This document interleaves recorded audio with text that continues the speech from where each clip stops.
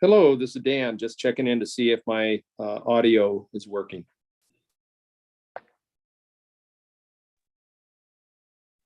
This is the clerk. Yes, Dan, we can hear you perfectly. Great. Thanks, Elizabeth. Chair says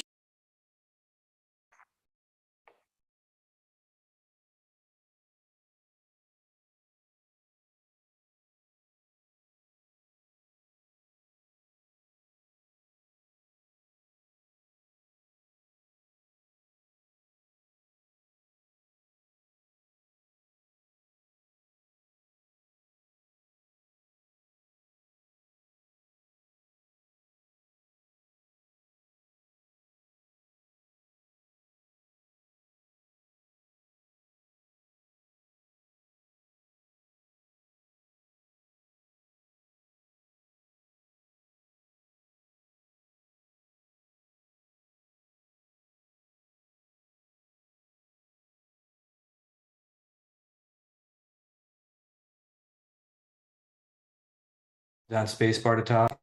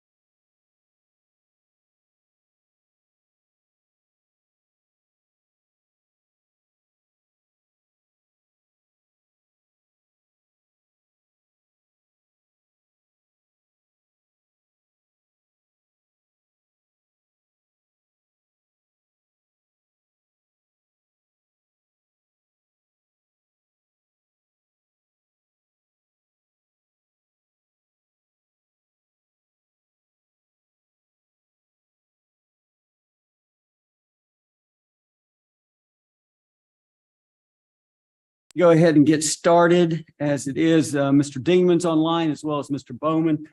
Mr. Rogers has contacted me and said she'll be a moment late, so we'll go ahead and wait on that.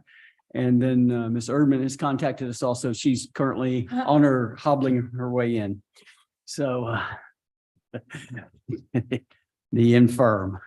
So Ms. Lowry, I guess we'll just start with you with a quick overview. I will say that the last month or so, we have had the budget committee work on this, and somewhere along the line, we decided that perhaps all 7 of us need to look at this in greater detail so that there won't be near as many questions come November. And so I do appreciate the work that they did. And I will state that this is probably the largest thing that we do as a city council, the 7 of us. And that is allocate the money, see what's working, see what's not working, see if we can make it work. And if something needs a bit more or something needs a bit less, then we sort it out from there. So Ms. Lowry, we'll start with you, please, ma'am. It's a pleasure to have you. Thank you. Good evening, council. So we have been meeting with the budget committee since July. We had already gone through the general fund revenues and some development expectations, which we will cover at a different date with the full council, as we have some updated numbers just based on the state coming out with their state information, as well as the property taxes from the county assessor. So tonight we're going to be going through the public works divisions. But first, we're going to start with the governmental debt. So this is our fund that pays for non-utility debt. Right now, we just have one general obligation bond outstanding. That is the Scott and Way bond.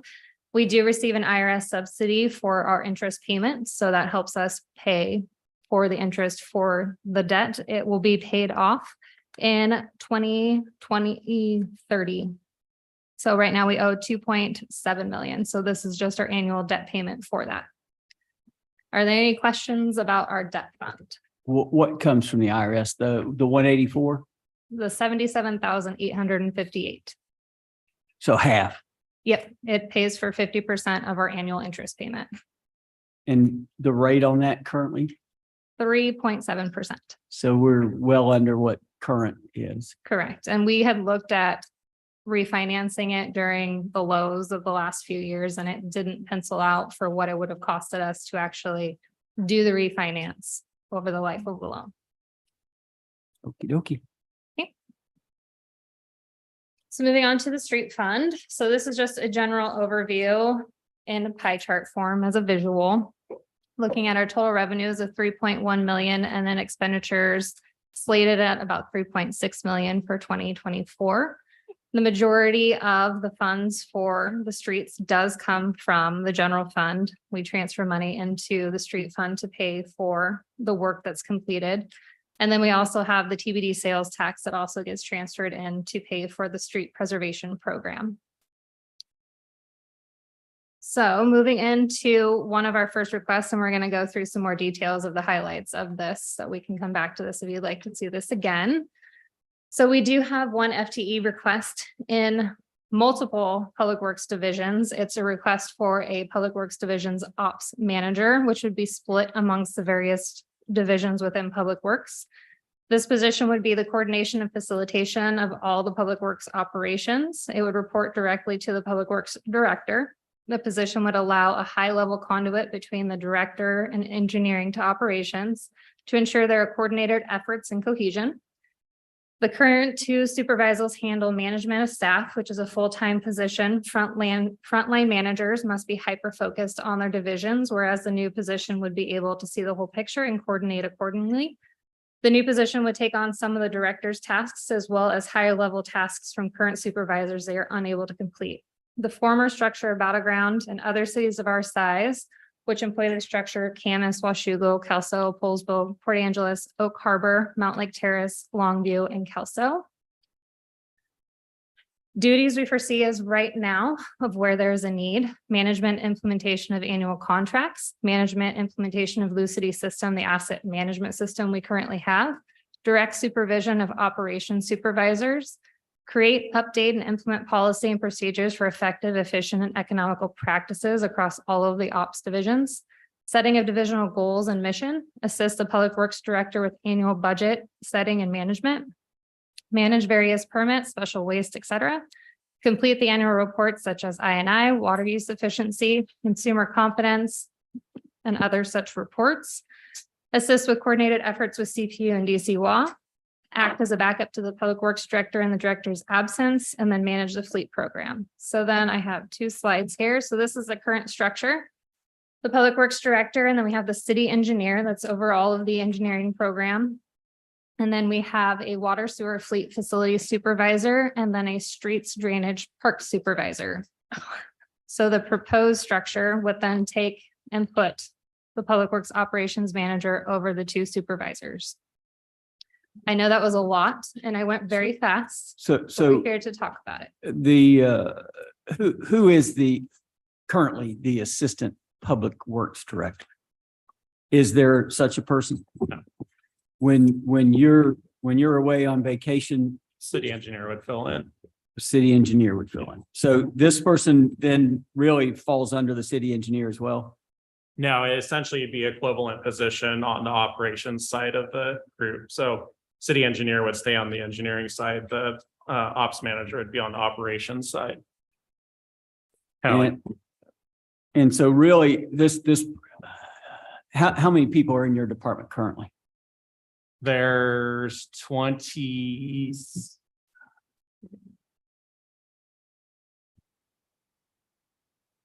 Like 26, I believe, in operations and 8, give or take, in engineering. So this new person, whomever that is, it looks, counting here, seems to be 21. And then in the summer would go to roughly 45. Correct. And this is a desk position. Yeah, generally speaking, there's some field stuff on the operations side, but majority of the time would be office. And if you would go back to the first screen that we talked about on this one, on page 4, when we look at where the money's coming from, out of those 1, 2, 3, 6, how much is fed out of the general? The streets is fed out of the general. The Streets, parks parks, is and fed out of the facilities. general So- facilities. So 38%. So a third's coming out of the general fund. And you project this person to cost how much? I have the details back. Give me 1 second.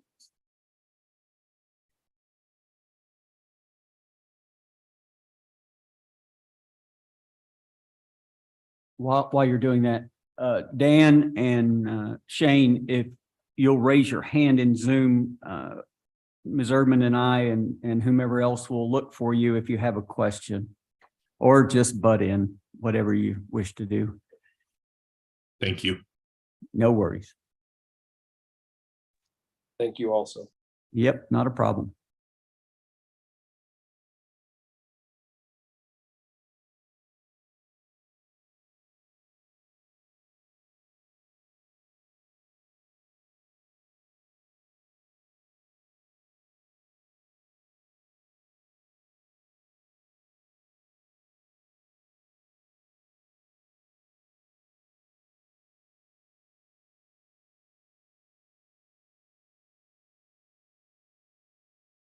Approximately fully loaded with full benefits. Again, this is the top of the range. As we always forecast, 192,000 fully loaded. So $76,000 roughly comes out of the general fund.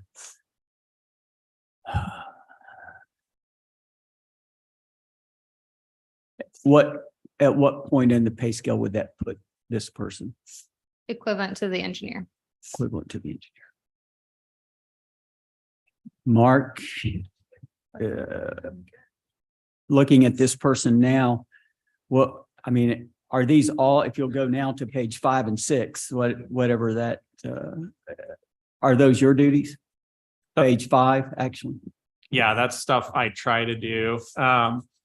Stuff like the policies and procedures, this quite honestly is not getting done just due to time, but Most of the other stuff is all stuff that I do as I can. So as we look down there and we see DCY, that would relieve you of that.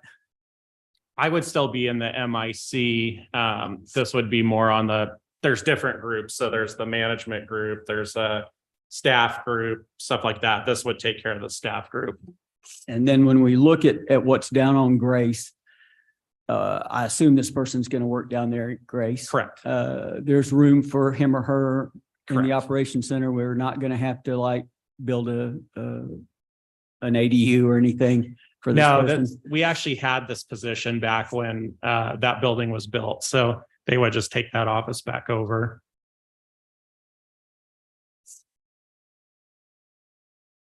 Ms. Erdman, you and I spoke about this on Wednesday to some length. This is a very expensive person. And the value that you see this person bringing is, we've struggled with over the last few years is, with Mark having the workload that he has with all the capital projects on his plate and dealing with everything else, there seems to be a big disconnect between operations and City Hall and what's happening with the rest of the city. So I think, we had this position in the past, this would help bring that together and keep operations a little more on the same page with the rest of staff and what's happening moving forward. It would also give them kind of a go-to to organize their assets a little bit better, have a person that is overseeing and managing their operations and assets and projects out there on site. Mark does everything that he can, but his time is pretty limited in the time that he has to be out there. In the past, when we didn't have as many projects going on, Mark used to work out there once a week. Mr. Sawyer did that in the past as well, and trying to have staff meetings and spending time out there so that there was management on site. And that truthfully hasn't been able to happen just based on time crunch. so if we look at over the past year, and if we had this person over the past year, what would this person have accomplished for us in this past year? The big focus would be on the asset management. So at the beginning of this year, we started doing a switch. So we're with the same company, but they have a new platform for their software. The old software is kind of computer-based. New software is cloud-based. And so we're going through a process of getting that transition to the new version. But there's a lot of especially the newer assets that aren't cataloged. So they'd be bringing that on, not only helping with the implementation of the new software, but getting all of that into the system so we can do a better job of tracking all of our assets. Would this have been the person, when we look at Grace and the dirt part of Grace and the sewer connection part of Grace out there that we've struggled with for the past year, would this person have been able to, she been our go-between between the people doing the work and the builder, or would this person not have anything to have done? They wouldn't have had anything to do that. That was development, so that falls under city engineer. Okay. Any other questions for Ms. Lowry or Mr. Herzig about this person? Shane, yes, sir. Thank you, Mr. Mayor. So a couple things on this, I don't disagree that we may need this person. I look at all these duties we foresee as of right now. And I always go back to, we get told so many times that let's just look at managed fleet program, right? And so we hire this person thinking that we're going to get a fleet program managed. And then we get told, well, they're doing all this other stuff. We couldn't get to that. Or we couldn't accomplish all of it. We're getting most of it, but we couldn't accomplish all of it. And for me, I mean, I don't disagree with any of this stuff that we have on there, but is the public works manager really going to manage the fleet program? No, I don't think so. I think someone else is going to manage the fleet program. They're just going to report to him or her. And so I don't know. I struggle with any I struggle with any new employees that we're putting in right now, because we've authorized new employees in the past, and unfortunately this is Mark's department right now that we're talking about, and this hasn't been the case in the past with your department, Mark, but I struggle with just adding employees, and not just adding employees, but adding $190,000 a year employees when we haven't even hired the employees that we authorized last year, that were ones that the council was really pushing for. And you know, we've been through a number of different scenarios there that, you know, people have not passed or pulled out of background or you know, whatever it may be, pulled out as a candidate. And so then I start thinking to myself, well, were we authorized? Are we getting truly what we've asked for when it comes to the employees? And so, you know, to add a high value employee right now, when we haven't added the things that the council had asked for last year, and whether it be code enforcement or parking, and we say we've done the best that we can, but is the reason that we haven't hired them because we're not in the ballpark as far as pay scale, those type of things. And so that's when I look at this and go, I don't know if I'm completely there yet, because I think that probably half of this stuff will actually be stuff that the employee oversees. The rest of it will kind of go by the wayside because it's a lot of stuff. I mean, the asset management system, we found out for the last 5-6 years since you know, Mr. Swanson left, that we have been tracking nothing when it comes to you know, the things that we asked about, like code enforcement, that, you know, that was kind of the excuse we had forever with that was, well, we don't have any way to track it yet, and the technology systems and stuff like that. So that alone can take, you know, quite a bit of time. So I'm just not sure I'm there yet. And I'm not saying that I can't be there, but I would like to see, you know, as we add these positions, and these are high dollar positions. That's a lot of money. And what are we going to get for that, you know, is truly going to benefit, you know, the city? So that's all I have. Thank you. Yes, sir. Just a follow up on that, if I may. If let's say we're into October and it looks like we're heading this way, that 5 of the 7 of us are heading this way, but will the city start advertising for this position so that we can actually hit the ground running in January, February, maybe between the two, so that this person actually shows? Or if we start in January, the way we run seems to be, it would be April. So would the city, if there's, it looks like, and I don't, we can always back that off, of course, if it falls through, but will the city in November or mid-October, whenever, go ahead and start advertising for this so that we can try to have someone here by January? I think we could. I think it would be, you know, from our standpoint, we'd like to get at least an approval on the FTEs, and we can do that separately of adopting the budget. We can do that sooner than later so that we can start that recruitment process. But I would be a little reluctant to start that if council hasn't given the buy-off on that. Well, I would ask that somewhere in October, that the city just go ahead and ask this. These are the folks we're looking for. How about an up or down on whatever? And I think that we will do that prior to bringing the budget forward. And we, just to kind of reiterate kind of some of Mr. Bowman's concerns too, we were very cautious about asking for FTEs this year. You know, we did add several last year. With the interest rates and construction going the way it is, we don't want to just be adding FTEs, because that is a lot of money each year that we're adding to the budget. So we are very cautious this year about what we're asking for.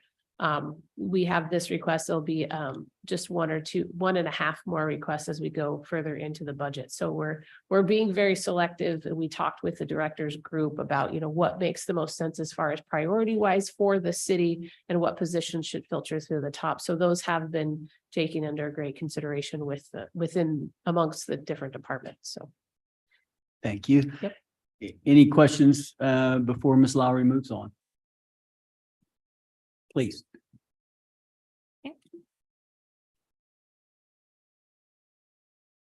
So you're going to see that FTE in each slide deck we have for all the public works divisions. So streets and TBD changes from the prior year. We have an increased pavement preservation contracted work to 1.3 million, which is $200,000 more than what we did in 2023. For capital equipment, this would be split with another public works division. We have a Ventrac at 75% streets and 25% storm.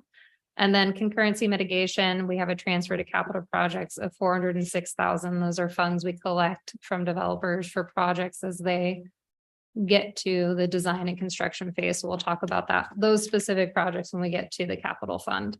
And then we also have a carryover of the Old Town Master Plan. So I'm guessing you want to know what a Ventrac is.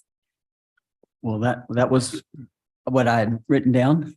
I will let Mark take that. So the Ventrac is essentially the brand name for the slope mower. So if you've seen the mower that's out on 503, that's got like the dual wheels on all of it. It essentially allows us to both do slopes. The other thing that we found is the way it distributes the weight, we can get to stuff when it's wetter. So this year we were actually able to get to like some storm facilities in April, which is far earlier than we've ever gotten before, just based on the way the machine works. So the one we bought about 2 years ago, it's split between streets and drainage. There's often times where essentially both groups want to use it. So we're asking for the second one here. So essentially streets has one, drainage has one, so they can keep using it. The other thing we found, and it wasn't as much as issue this year because we were able to fill the seasonals, but with it able to do all that in the time of year it can do, essentially, our full-time can operate it. And if we have an issue getting seasonals, it's been able to replace it. So it's probably one of the best pieces of equipment we've ever gotten. It's just the versatility and the things it's able to do. It's not an attachment. It's a standalone. It's standalone mower. Yeah. And what's it cost? It's 52. And then when we look at the pavement preservation, if we just went wild and instead of 1.3, we said, how about 2? Is there enough street preservation if we decide to add another $700,000? Yeah. Because noticing this year, the company who did the crack sealing, their name is They were BCV, I believe. seemed to be very efficient fellows. Correct. And they were in my neighborhood and they were moving along. And so do you think at 1.3 after having, you'll forgive me, I can't remember the gentleman's name from last meeting. 1.3 is reasonable or we've got a problem? So the 1.3 puts us about what we need to be to hold steady, but it doesn't make, it doesn't put a dent in No the stuff headway. that's behind. So yeah, you're not losing any ground at 1.3, but you're not gaining any either. And if we came up, Ms. Lowry, and said, let's spend another $700,000, where could that money come from? It would come from the general fund. It would feed out of there's none of the other fund, REIT won't pay for that, none of that. We could do a certain amount of REIT, which it would be 25% of our fund balance. But we also have to, using REIT also comes with, we have to have a list of all of our capital projects and a way to fund them all in order to use that for maintenance, which I don't think we have that just based upon the list of capital projects that we have. So really our only recourse is really general fund. So, Or to increase the TBD sales tax and go out for that vote, but for next year. General fund. or of course, there's enough money in savings to transfer Yes. that to general fund and just make that commitment. Correct. Yes, sir, Mr. Dingman, I see your hand. Yeah, I just want to echo what you have said. I would like to see if we at all can do it to get up to the 2 million per year level. Because in that presentation, it made a significant difference in our city streets 5 years out if we do that now versus maintaining the status quo. That's all I have. Does anyone, if we ask the city to add another 700 grand to that, does anyone have any issue with taking that out of where roughly, Ms. Lowry, what would that come out of? Or I call it savings, but It would be the reserve. So The it would reserve. take that 10 million that Aaron had presented on and reduce it by that dollar amount. yes, sir. If I may, I like where you're going with on that. I don't know if, I mean, a $700,000 jump is quite a bit. If I might suggest middle ground of maybe 1.75. And then we evaluate the progress we made with that additional funds, and then we jump to the 2 million on the 25 year. Okay, so an increase of 4.5. Yeah. Okay, I would just like to see as many streets as we can knock out next summer that we can. Mr. Bowman, I see you, sir. Yeah, thank you, Mr. Mayor. I don't disagree with anyone really. The only thing that I am concerned about is, and we found this when we first started the TBD, right, is we allocate money and then we find out, well, we don't have enough resources to get it done. So then we need more people so I would love the city to come back to us and say, look, we can do with what we currently have, the people that we currently have, we could do up to 2 million and, or whatever in street preservation, with contracts or whatever we determined that's the best way to do it. I just don't want to, give $2 million and then find out we can only get 1.5 done. And so, I kind of agree with Mr. Cortez as we kind of ramp it up, but maybe have the city bring back to us, this is what we are sure we can get done every year. And then what is it going to look like if we want to get to, if that's 1.5, what does it look like if we want to get to 2? What is that going to increase? Mr. Herzog, if we give you to the 18th of September, which is our next meeting, will you be able to come back and we'll 1.75, 1.75 million? Yeah, I could just And- I'll come back with a project list and have different levels of it, show what we can do with, depending on what point you want to set it where at. we fall in. Yeah. Yeah. So if you'll have that by the 18th, then I think at that point we can make a decision. Being here for the years that I have and that Mr. Bowman has, as for those that weren't here, starting in 2012 and 2013, street preservation more or less was just sweeping. And so we're way behind. We do need to catch up, as the gentleman said last meeting, and a little bit at a time until we can figure out, the city can figure out when to lay the big guns on it. So if you'll do that, I think we can sort through this pretty easily on the 18th. And just for your information, I also applied for a grant through TIB. We're still eligible for their pavement preservation program, which is what we got this last year. That's what did East Main Street. So we won't know until I think in November if we got that, but I applied for about 500,000 through that grant program. Perfect. So that could potentially leverage, if we went up to 1.75, it could leverage that to potentially pass 200. Two and a quarter. Correct. Yeah. Across our fingers. Yeah, that'd be grand. Okay, doke. Any other questions about what's on the page? Also, are there any questions about anything you saw in streets when you were going through the details of what was sent? So any questions about streets overall, I see none. other than we want to do more. Exactly. So our capital projects fund, this is always a fun fund. A lot of these projects are carryover projects. They've been on this list for a long time. There's 2 projects not on here that I'm very excited are not on here, SR 502, 503, and the shared use pathway. Those are going to be complete before 24. So we have Southwest Eaton Boulevard in at the budget at 1.8 million. We have a federal grant, and then we have a match with TIF. And then we have Southeast Grace Avenue, phase 2 at $2 million, state grant at 428,000, and then TIF at 1.5 million. The intent there is to be purchasing the right of ways and the easements in order to go forward with the project that will eventually be able to get reimbursed by the grant, but we have a couple different tests that have to get completed before we can submit for reimbursement from the federal government. So it was kind of a cart before horse on that. Well, since we're there, will that be property purchases this year?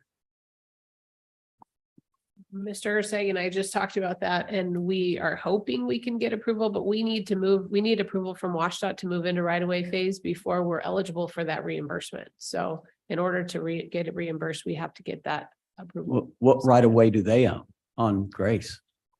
So it's bigger than that. So because we have the federal funds, we have to go through NEPA, which is essentially the environmental process. Right now, there's kind of a holdup at essentially National Fish and Wildlife. They're taking up to a couple years to get that approval. In order to get reimbursed for a right of way, you have to have that NEPA approval. However, there's a process to essentially do it early. You essentially spend the city's money and then you can get reimbursed on the back end. So the reimbursement won't happen probably for a couple of years. That's how long that process is out. But we can, once we get plans far enough along, we can submit the right-of-way plans. WashDOT will approve those, and then we can move into getting appraisals and those sorts of things. Have we spoken with Ms. Goosenkamp Perez and the 2.5, 3 years? I understand there's a small creek to the west of that. And to wait 2.5, 3 years for someone in Denver, is that where they're located, or is it DC? Who knows? Yeah. To go, oh yeah, no, that's not a worry. Seems to be quite a worry, since we've been working on this since roughly 2012. We're 11 years in, and to add 3 more years to wait on this just seems, pardon the term, outrageous. Yeah, so we met Rob and I believe you were out, or back in Washington, DC, I think, but. Yeah, and I've actually met with all 3, with Senator Cantwell, Senator Murray, and Goosenprez staffers on this issue in the last 2 months and brought it all to their attention. So they are looking into that a little bit further.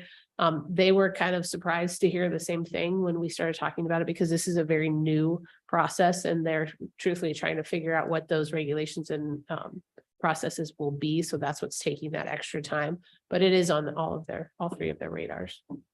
In 3 years, we've lost the value of the money. And so that's the part that we started talking about is, even with our earmark project, we have limitations on how long we have to spend that money. And if we're stuck in federal review, then we can't spend it. It's a catch-22. So. Well, and then of course, the cost of inflation. I mean, it'll be the same thing as we have out here on the corners, where we started at 7.5 million, we'll do it all. And now 7.5 million is really nothing. Yeah. I hate to say it that way. Yes, sir, Mr. Bowman. So, Mark, you said that there's a possibility that we could use the city's money on that and then be reimbursed. Is that correct? Correct. So why would we not do that? Because like the mayor is saying, let's just say we can acquire the property for 2 million now. And then we could get reimbursed for the full 2 million versus they give us $2 million total and the property's now 3 million in 3 years or 2.5 million in 3 years. So we got to come up with that other $500,000. Why wouldn't we not just go through with it now and be done with it. That's actually what's in there, Mr. Bowman, is that's what the 1.5 million is. And what he's saying is if we wanted to do it for 2023, so say we're able to do that this year, we still have to get WashDOT approval before we can do that in order to get reimbursed at a later date. So if we don't get that WashDOT approval, regardless of us using our own money, we wouldn't be able to get reimbursed later. Does that make sense? Like we have to get WashDOT approval regardless. Because it's going through WashDOT. Correct.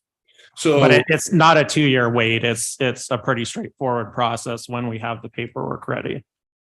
because this is it's frustrating for everybody, the city, you guys, us, when we go back and lobby for this stuff, and it's frustrating to those that give us the money that it's not being spent. And so is this an issue that we need to work on? So when we say things are, we're ready to acquire, we're ready to do stuff, and then we're not, is that partially our fault from a standpoint of we should know that we need these approvals from WSDOT, NEPA, and that kind of stuff?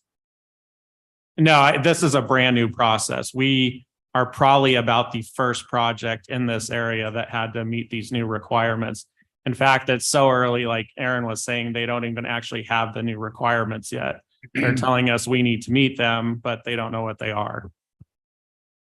Of course. Well, that's just, this literally reminds me of 502, 503 all over again. And by the time we get there, we won't have the money to finish it because, I see, some of the buildings along there that we know that we're going to need to take out that are being fixed up and things like that. And I'm like, it's just going to cost us more and more money.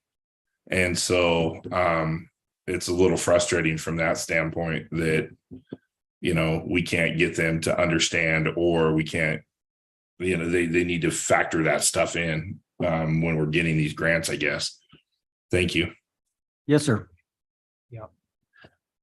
So I'm guessing that the Eaton Boulevard total project is more than 1.8. Yeah, that's just the right of way phase. What percent of the entire Eaton Boulevard project will be city money, give or take? So if I have my ways and can get everything we're looking for. So I applied for a $4 million grant from TIB. We've got $2 million from the feds already. We got $1 million from the state. And then I believe we're looking at another 3 for like the earmarks. So that would put us around 10-ish, and the project's in the $12 million range. So of that too, a majority of that is coming from concurrency mitigation. So, and quite frankly, very little would come from, and whatever remains would come from traffic impact fees. So it's all either developer or hopefully grant federal funding. And in Grace, how about as far as that portion for Grace, which is the one we're talking about as far as it's a smaller dollar amount, but kind of similar. We've got 3 million from TIB. We've got 2 million, and then 3. In So, other yeah. words, if we were to even not worried about getting reimbursed and basically use the money that's coming in from those earmarks in another area, not worry about getting reimbursement for right away, would that increase the city's contribution to that project? Basically you're moving money from column A to column B. It would take more out of traffic impact fee, which just personally is always one I try to, protect. It's like, if we can use the grant money, I'd rather use somebody else's money than, even though it's developer provided.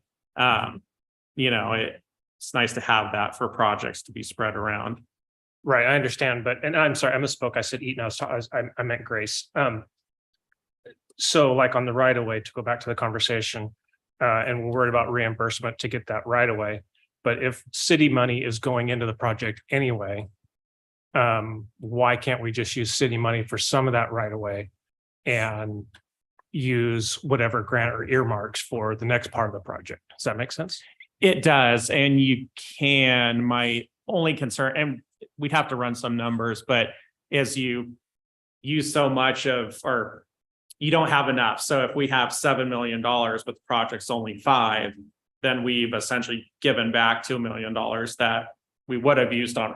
I don't know the number, that's just, hypothetical. This but early in the process. yeah, it's harder to say because, the project's only at. So I just want to make sure, I mean, so in other words, if we had that kind of wiggle room, then right away would happen, no problem this year. Is that a fair statement? Yeah, I think you could get there to get to it faster. So it'd be tight about making offers. We still have to get appraisals and depending on the I just appraisal, wanted that to sort of thing. understand. But yeah, it'd be a lot closer. Okay, for sure. thank you. That's just. Yes, sir. Moving on. So the next project on the list is Northwest Fifth Street. That is 100% paid for with the state grant. Then West 15th Avenue and West Main Street intersection, that's also 100% paid for with a state grant. We have SR 503 Northwest Onsdorf Boulevard intersection improvement. That is paid for with concurrency mitigation fees. Then we have the Operations Center expansion phase 1 design. That's a carryover from this year coming out of REIT. And then we have Southwest 20th Avenue non-motorized transportation improvement. That is currently a large estimate. We haven't gotten the design back, which will have a closer estimate. So at 1.2 million with 500,000 from TIF and then the general fund at 700,000. And then we have Southeast Clark, which is a CDBG grant. And we have to do a local match with the CDBG grant. So it's split between the federal grant and then the general fund for staff time. So staff time we would be paying anyways is the match for that grant. And then Northwest 20th Avenue and Northwest 9th, that is also a federal grant with local match as well. And that again is the staff time. And then we have Northeast First Street sidewalk improvements. That's the CDBG grant. And that is split between the federal grant and then TIF. And then we have Parkway Main signal improvements. That's TIF as well as general fund. Then we have signal upgrades at 200,000 from the general fund. And then we have the police station, the actual HVAC unit itself coming out of REIT. And then we have the community center HVAC design also coming out of REIT. I open the floor to questions about specific projects. I see. Well, first, let me ask, what's the road there at the Fred Meyer gas station? What street is that? That is First Or 12th. Are you talking north, south, or east, west? street? So it'd Street's be first. east, west. Yeah, First. I had thought that this year was the year that was completed. Yeah, we're about ready. So I think it's going to be done by the end of the year. That's Yeah. why it's not on this list. That it will sidewalks, street, everything's, There's no sidewalks on the north side, but the widening and then the reconstruction. you see that you're ready to let out a contract? Yeah, we're getting pretty close. Okay, so that will finish this year. That's the hope. Yeah. That's the hope. When we look at an operations center, $500,000, what does $500,000 get me and my neighbors? So right now, that's just the placeholder for design. So we're working on this year, the master plan for it, which will lay out kind of what the site needs to look like. Going from that, then we'll go into actual design of the building. So I can't tell you that 500 is the right number. I'm thinking it's on the high side, but essentially, ultimately, what you'll get is the design of the phase 1 buildings, whatever that might be. It might be one building, it might be multiple. So it is not a master plan of the acreage. That's what we're working on this year. So you'll have a master plan of the acreage, Correct. and then this $500,000 will be for a building? Could be a or multiple. So that when we lay out the master plan, we'll figure out what phase 1 should be. And whatever's in phase 1, this would cover the design of that. And that's plans. That's not, Yeah, the that's plans not, that you can not go to a, bid with. not a square of concrete. Correct. That's only plans. Then, okay, I'll have to wrap my head around that. Southwest 20th. When's that going to be finished? The sidewalk project, Sidewalk project. we should be ready for bid by the end of the year. So construction will be next year. So you see that by the 4th of July, I would think so. there'll be people walking on our sidewalk, you think by the 4th of July? Yeah, the one thing we can't control is the permitting, and I'll speak more to that tonight, but based on the design that we've chosen, we still have to get a core permit, but we're limiting the amount that we need to permit. So I'm hoping we'll have that by the end of the year. And that's kind of based on timelines we've had with the Corps recently. They've been pretty fast turnaround. And then finally, for me, when we look at the police station, oh my goodness. The folks that built it way back when built it on the cheap, we'll say, because we have done a lot of work there. $1 million puts an air conditioning unit on top of that building. So that building actually has like 25 air conditioning units on it. So each space, so this building has one giant rooftop unit. That building, pretty much each space in the building has a rooftop unit. So there's a good 24, 25 rooftop units on there.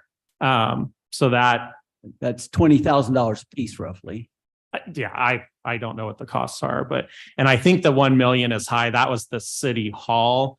The consultant's still working on the design. So before we approve budget, we'll have the actual construction cost, which I suspect will be lower than that number, but we use the city hall number just to kind of as a placeholder. And just for my edification, the square footage of this building is, We're about 40, I think, here. and the square footage of that building. I think they're 24, So they're roughly half the size of this building.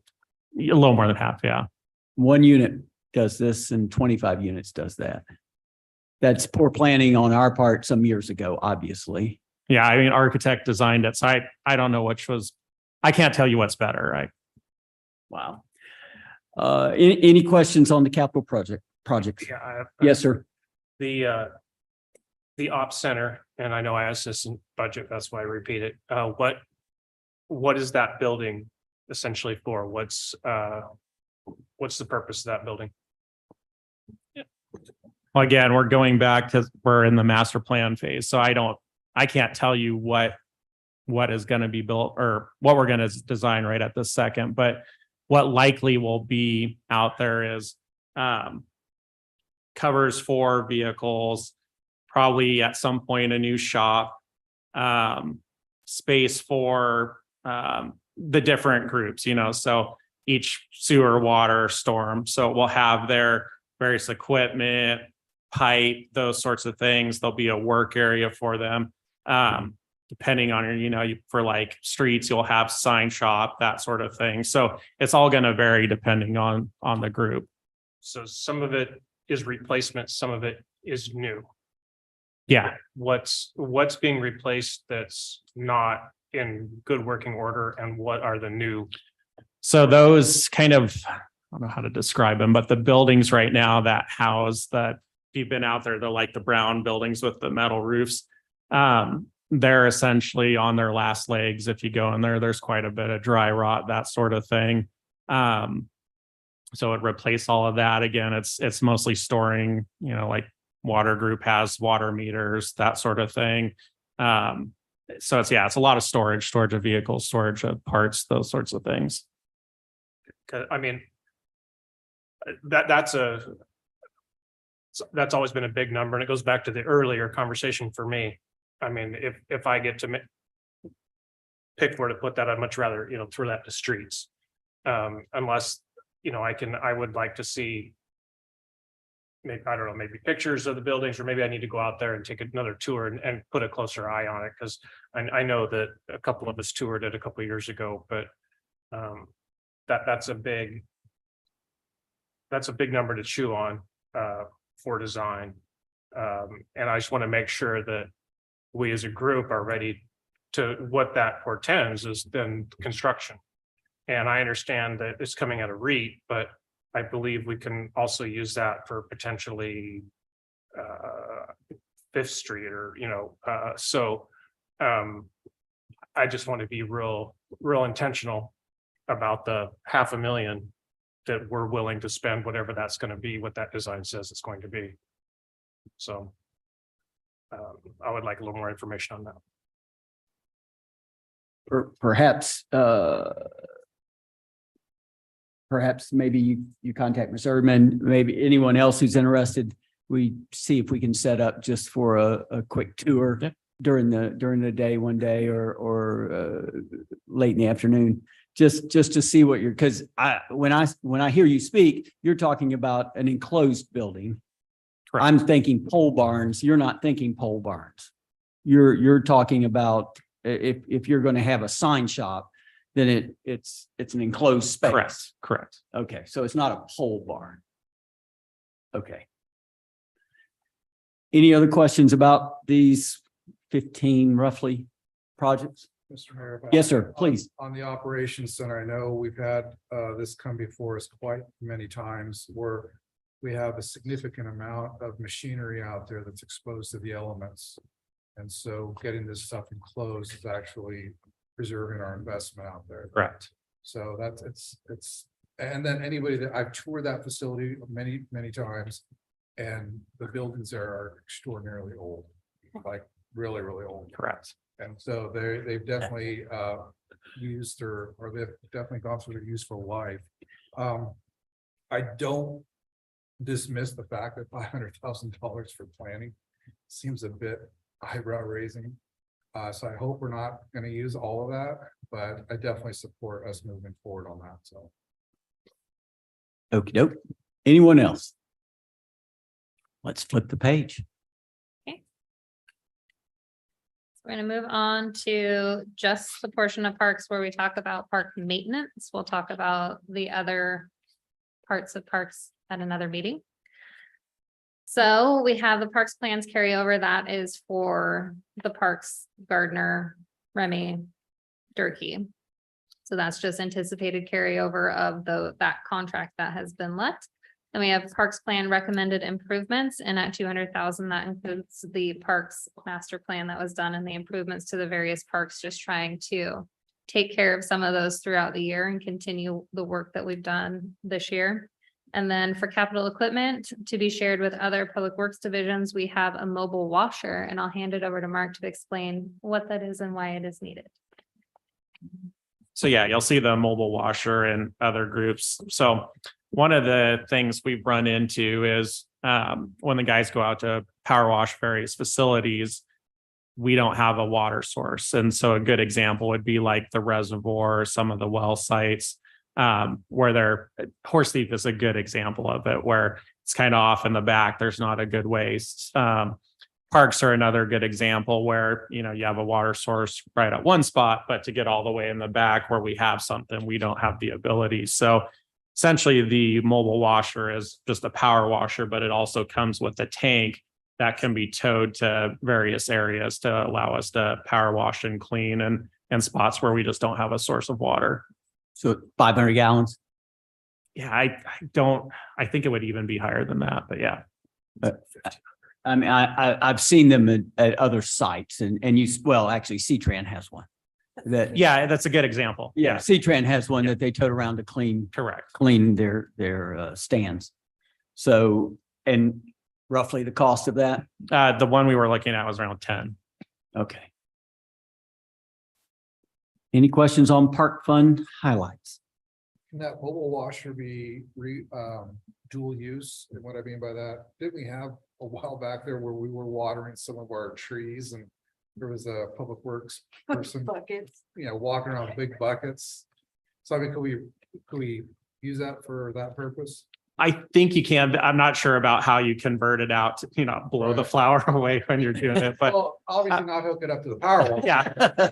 We do also have with the de-icing tanks, they have the ability to convert as well. So I think we have that addressed, but yeah, the power washer will be used on all facilities. So it can be split amongst water, sewer, storm, or streets, not storm, but so it will get good use in various kind of. Yeah, as long as we have that mindset that we get to use it, have many purposes possible. And we have the trucks to pull it. Yes, for sure. Okay. I don't want to see 3 slides down that we're buying a truck to pull it. No. Okey doke. Next page, please, ma'am. All right, we're gonna move into the utilities. So looking at our utility rates, we're looking at utility rate increases of 3.5% for drainage, 4% for water, and then sewer 5%. But looking at the actual dollar amount of those rate increases, we're looking at an overall bill increase of $4.51. And then we do have in there, Ms. DeRoche said earlier, and several years ago, that she'd like to see what it looked like with the utility tax at the 12% and the 22% of what the bills would have been at the 22% okay. utility tax. So that's what those columns are over to the right of what the bills would have been with those. So difference of about $9 for the increase in 24 if we were at the higher utility tax. So with the rates, I can get into details of why they're increasing if you guys would like. Or we can move into the expenditure side. So is this rolling on with the folks who were here some years ago who set up the plan so that we don't have a Washougal problem Correct. or we don't have a Camas problem where all of a sudden they realize, oh my goodness, we need $75 increases?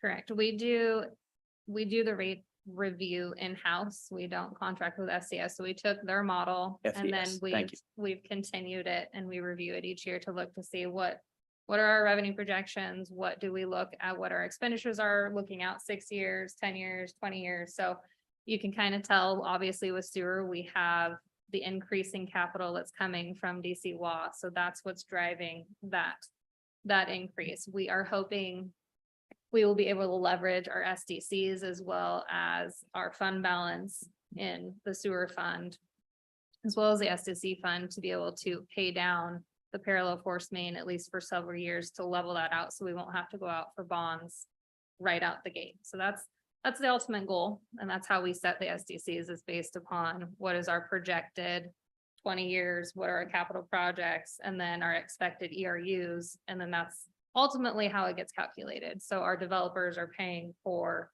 what it's going to cost to the increased capacity, because without the increased capacity, we wouldn't need those projects. That parallel force main would not be needed without the additional capacity coming in. And so that's the theory behind where those SDCs are coming from.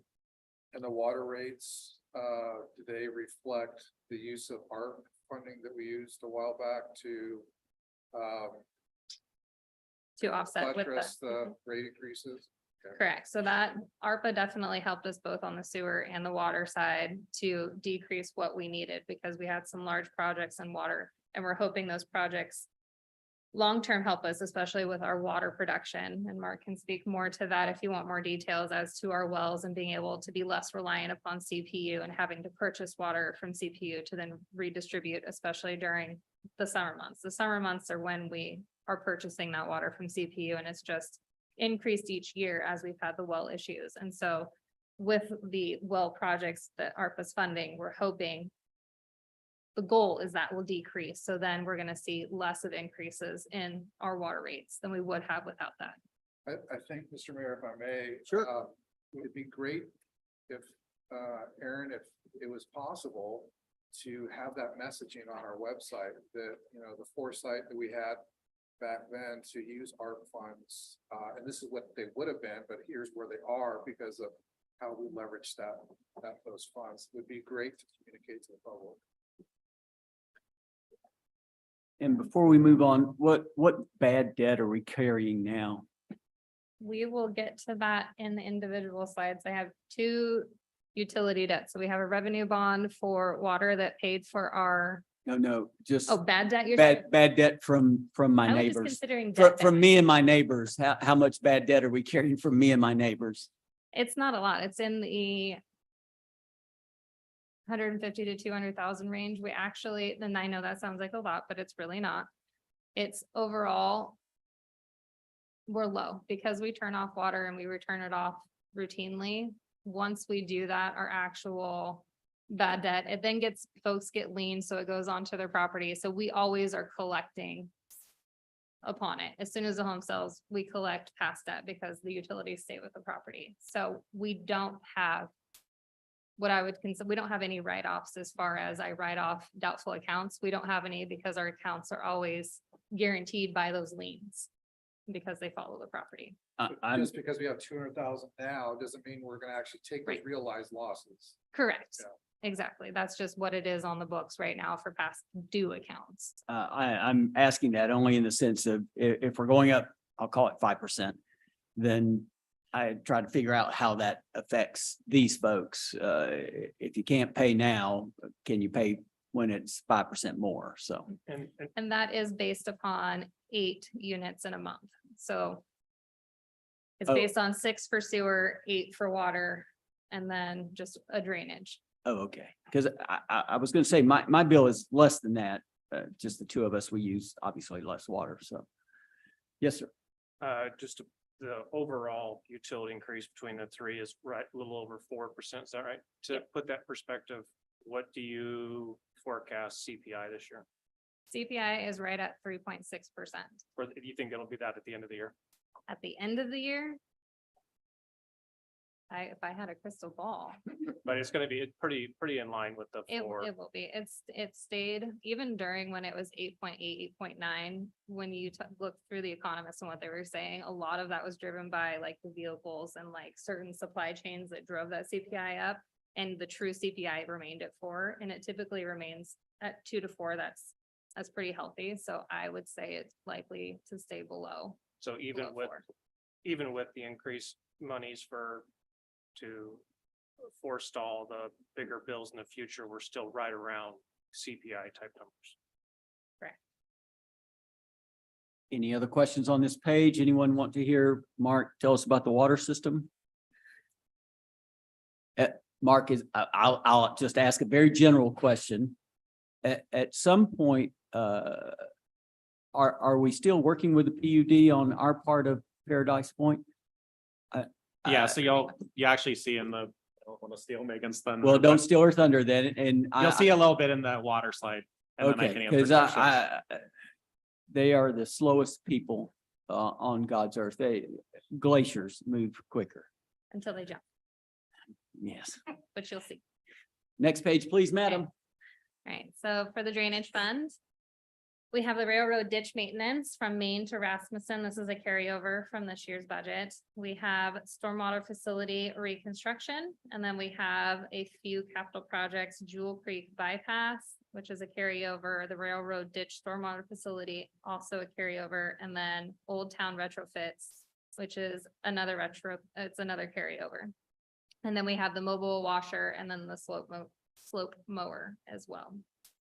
So I'm guessing you want to know more about those individual projects, so I will hand it over to Mark. Yeah, so on the railroad ditch, right now we've got the permits applied for, so we're waiting on those. So we'll be able to do the work next summer. On the stormwater facility reconstruction, that's just kind of basic maintenance stuff. We just pick a couple storm facilities, upgrade those. On the Jewel Creek bypass, working on design right now, and so that really will be the construction piece of it next year. The railroad ditch storm facility, we actually got a grant from Ecology to continue that on, so that will get added in. And that's to address the runoff from the Tukes Mountain essentially. And the water gets into the railroad ditch. And then the Old Town retrofits is another Ecology grant that essentially will allow us to treat some of the water that's in Old Town that's entering directly into the creek there, which will kind of clean up that area. And that's also a grant. Yeah. Some years ago, Mr. Rozier and I were just talking, some years ago, we were doing something on the corner of Eaton and Grace. Is that, It was that tube or whatever. We had to do some bypass thing or Yeah. something down for do the you, railroad. do you? So there, we replaced the culvert, and when we put the culvert back, we upsized it, but to control the flow, we had to put a restrictor on it. That's right. So part of what we're looking at is, can we pull that restrictor and just let the water run free? Assuming that we can't without flooding, the stormwater facility addresses that issue. the question then was, and this was some years ago, the question was, why didn't we just buy the property? The wetland property right there, on, that would be on the north side of, Northeast By the, by waterways there. There's the flat there that always the flood, by the bus shed. depot. or the storage place. The northeast corner. So like Tappanee's right here. Yeah, so that's. Old Town great. Storage. It would get flooded or whatever. I think I know what you're talking. I haven't seen it up for sale, and I don't know that we had, at least I've had those conversations about So- that property. So the pipe that you put in with the slower downer, whatever it's called, it fits the bill now. It continues to let it operate as it always has. The issue is there's so much water running off the hill that it backs up there. So what we're trying to solve is essentially that issue. But can I have to do Salmon Creek and the railroad? Something. Maybe we're confusing past projects with this project, but It has similar attributes to some previous projects that didn't end up going through, but I don't know that Yeah, it was Scott that, so it's a long time. It ago. was like the bypass for the culvert and it was like $1 million. and it was Yeah, raised and then 50 cents I each was like, month. why didn't we and just buy that property? Then the instead? idea was to purchase the property because it was flooding that property, yeah, I guess I'm not familiar with but I don't think this is the same. No. okay, right. Different. Okay, I'm Solving I'm the same confusing issue, the, but different project. By the community center? That's, it's above there where the water's starting and then it comes down the ditch and kind of down to Salmon Creek. any other questions for Mark or Ms. Lowry on the drainage fund? Okay. Flip the page. All right, so the water fund. So we have some water line repairs throughout the city as we do each year. And then for capital projects, we have the continuation of the water reservoir, which is paid for with ARPA, the well 12 installation, again, ARPA, the well 6 treatment installation, ARPA, and then the two new ones is the CPU intertie upgrade design as well as the Paradise Point design. So it sounds like CPU is ready to move forward with that project. And so that is why that is in here. So I will let Mark talk more about that specifically. Yeah, so essentially, we obviously paid and it's been constructed the well at Paradise Point. The sort of last piece to get us to the 4,000 gallons per minute is the transmission line. Right now, it ends kind of just northwest of the city. So this would bring it down from there to essentially our intertie that's over at 92nd and 502. As part of that, we also would need to upgrade the intertie to be able to handle the 4,000 gallons per minute. So right now, this is just the design phases of it, but CPU is interested in starting that up next year. So this would just be our half of it essentially. The intertie is all us, that CPU doesn't have anything to do with that, but the transmission line's 50-50.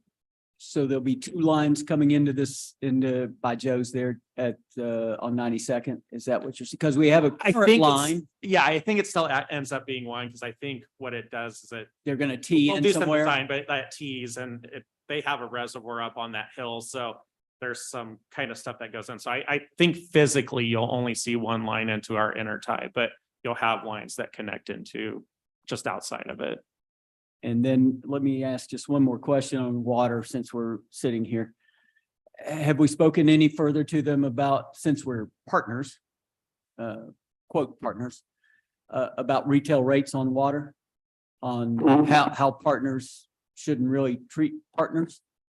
We haven't started that discussion yet. We are waiting for them to replace their division manager, which they have not done yet. But it is on our radar screen to start as soon as they have a person in place. Cool. Okay, any questions on the water? And then you see we have the other quarter of the mobile washer and then a commercial mower that's split with. The bin track or whatever that is? No, this is a smaller, This just is smaller. typical. Oh, okay. And then with the water, we do have the revenue bond, which I thought we were talking about earlier. My apology. Not a word. And we have about 1.392 million outstanding. Annual debt service is 250,000, so we should be paid off with that not too long from now, 2029, so that is almost done as well. Then moving on to sewer, we have capital projects. We have the carryover, the 92nd Avenue Pump Station design and construction that is paid for with the Department of Commerce grant. Then we have the Raptor system construction, which is the other piece of the equalization basin. And then we have the West Side Relief Access Improvement. And then capital equipment, we have the commercial mower that's shared with water. We have an obstruction condition detector, and then the mobile washer and a trailer mounted bypass pump. Okay, you're gonna tell us what the detector is First of and all, what it cost? first of all, that's my weird name for it.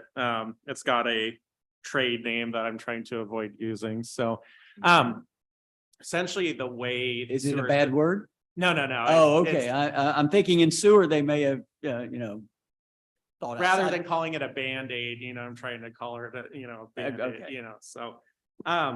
So right now, when you have sewer, we essentially go in with a TV truck, which takes time to set up, get everything go. We look for the conditioning of the pipe. If it's dirty, then we bring in the vac truck and the jet truck. We clean that line, move forward.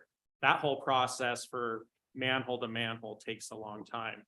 There's a product now that uses essentially almost like sonar and auditory. You hook it to two manholes, it shoots the signal through the pipe, and it can actually tell you if there's any obstructions. 5 minutes worth of work to, 5-10 minutes worth of work to do that. Essentially what that'll allow us to do is look at a lot more pipe and only spend our time cleaning the ones that actually are dirty. So you'll get a better operating system and for a lot cheaper price. It costs. It is 34. Truck mounted. No, it's actually pretty small, like it can fit in the back of a truck and then the people using it take it out. Comes with, computer and stuff like that. Of course it does. Yeah. Any other questions about sewer? And then we have one more slide on sewer. So we have the outstanding debt, the USDA bond of 5.7 million. We still have in the budget to pay an additional $200,000 a year in principal, which cuts off 14 years off the loan, taking the maturity from 2052 to 2038. And we save about 1.8 million in interest payments. And that is all for sewer. I know you overall, how much debt are we carrying? Do you know off the top of your head? Roughly, Between the, between just the millions? never good for me to do math in my head at this time of night. 1 second, and I'll tell you exactly.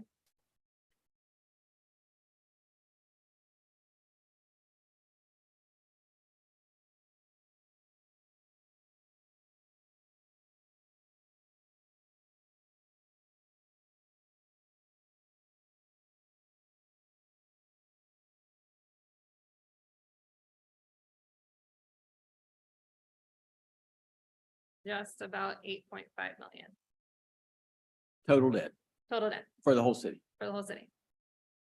Well, that ain't across so all bad. 24 funds. Words I've never said about debt, but that ain't so bad, is it? 8.5 million. We can flip the page. And that is all I have for you. It is 7:15. Does anyone have any questions about anything we saw on the first 17, 18 pages? I do have a question for council. So as we've gone through this tonight and I provided the detail as well as the preliminary, what you will see in the actual preliminary budget where it has the past 5 years and then the current preliminary. Is there anything additional that you all would like to see or have presented at the next session for when we start talking about general fund?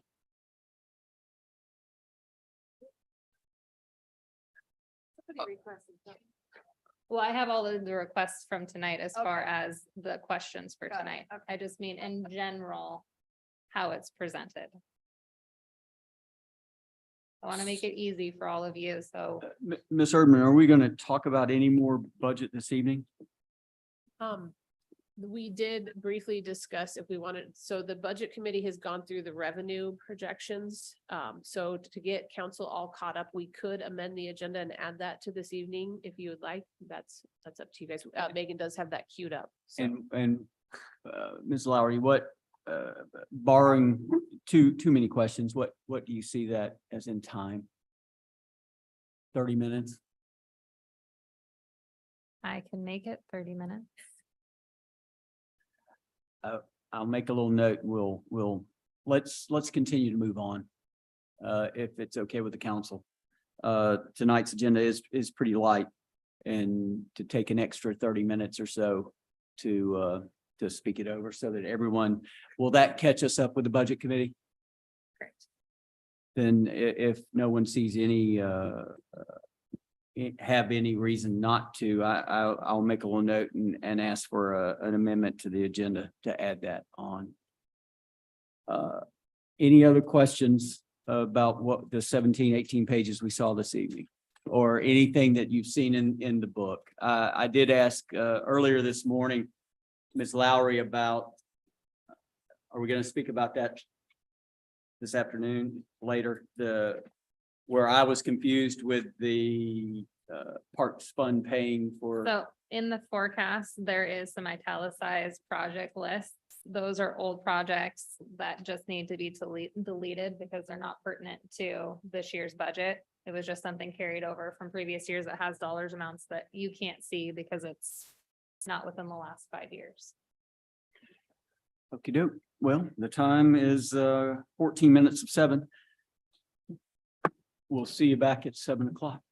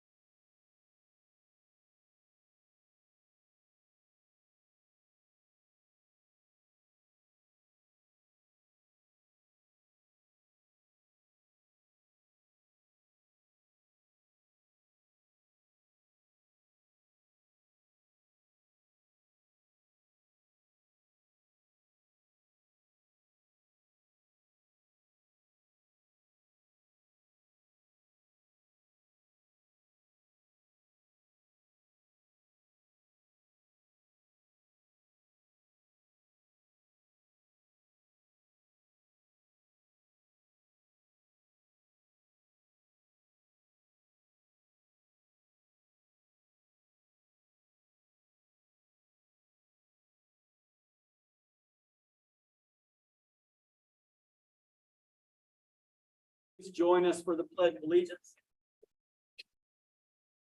Pledge allegiance to the flag of the United States of America and to the republic for which it stands, one nation, under God, indivisible, with liberty and justice for all.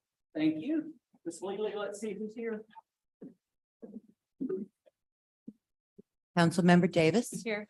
Councilmember Cortez. Present. Councilmember DeRozier. Here. Mayor Johnson. Yes, ma'am. Councilmember Bowman. Here. Councilmember McCoy. Here. Councilmember Dingman. Here. And the clerk is present. That concludes the roll. Thank you, ma'am. There is an agenda change for the revenue projection for 2024 budget to be added at the end of this evening's meeting. Any discussion? If not, may I have a second, I guess? Was that a motion? I would say that was my motion. I'll second. Thank you. Any other questions or any questions at all? Hearing none. All in favor? Aye. Any Aye. opposed? Hearing none. We'll move on to council member reports. Are there any? It is the summer and things are kind of slow.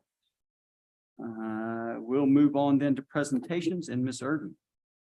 Thank you, Mayor Johnson. We're going to start off with Miss Cedarholm. She's here to give us a recap on the summer playground program. So I'll have her come up and I will share some slides here in just a second. All right, can you hear me okay? Yes, ma'am. Thank you for having me. I'm just going to give you a quick little review of our amazing summer we had. You can see from the first slide, this is the flyer that we used all summer long, but on the little box where it says weekly schedule, you can see the times, the dates, and the locations that my staff went out to the parks. So there were five locations we went out 5 times a week. And then below each week was a different theme. I tried to keep you guys in the loop on the weekly updates with the pictures, but I didn't want to get out of hand. But you can see the different themes that we had and the dates, which week they represented, and just kind of give you a quick review and an overview. And then you can go to the next little slide. And then this, Kim, just a second. For those on Zoom, can you verify that the slides changed for me? Oh, I saw Yes. them. What was that, Alicia? Mine's good. Okay. Okay. perfect. Yeah, Thank you. mine as well. Thank you. Sorry. I just want to make sure that was changing on the Oh, share yeah, no, I screen. get it. And I can't see from here. I don't have a hard copy, but basically what I did is I just gathered the numbers from the first year all the way through the 15th year so basically we've been running the program for 15 years. So this is the history of the attendance. And you can see sometimes we had 5 parks, and sometimes we had more than 5. Of course, we had that COVID year, but I would like you guys to look at the last 2. So this year and the year prior, the numbers were very similar, but we were at 8 different parks last summer. So we had that big seat grant. I don't know if you all remember that. We had a big seat grant. So we were able to go to more parks for 2022. But for 2023, we served just as many kiddos at less parks. So I thought my staff did an amazing job this summer.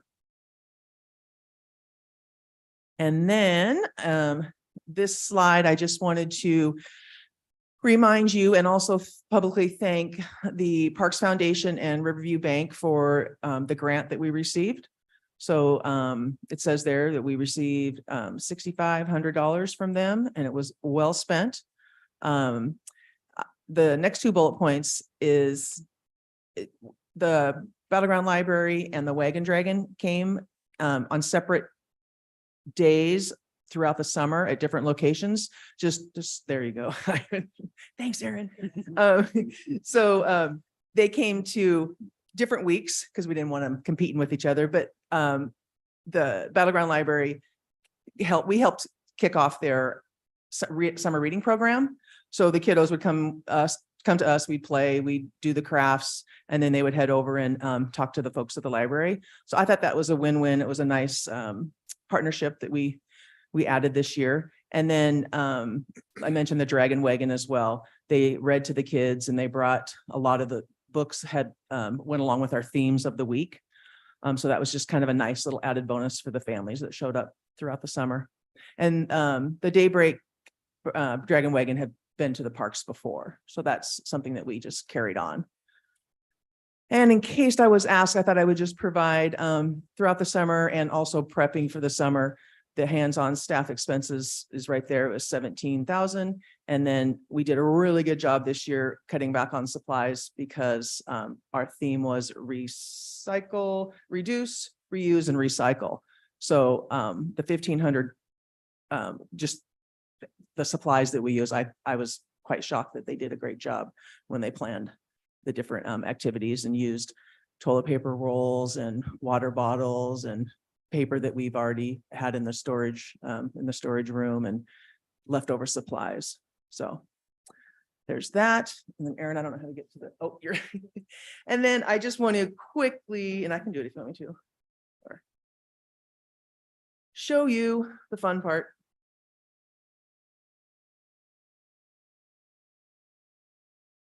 Just scroll down like that. So I just want to go through real quick. And I am going to go quick just to give you guys an idea. I'm not going to go through each one of these, but you can see the happy faces, the intense faces working on their projects. We had the pop-up tent. All of our staff is in their uniforms. We did some lawn bowling. I'm going to go through real quick. There's Elliot's kids. Got to get them in there every year. I'm just going to scroll through.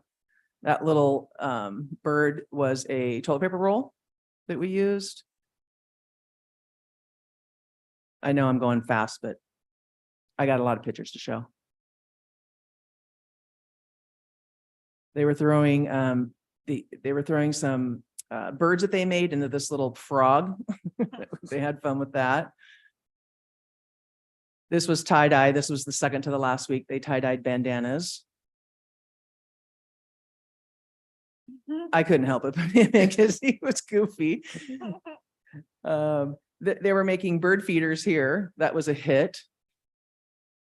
Bubbles. We brought Bubbles out almost every nice day. And of course, I'd say that was probably the #1 biggest hit of the summer. Lots of parents involvement as well, helping the kids.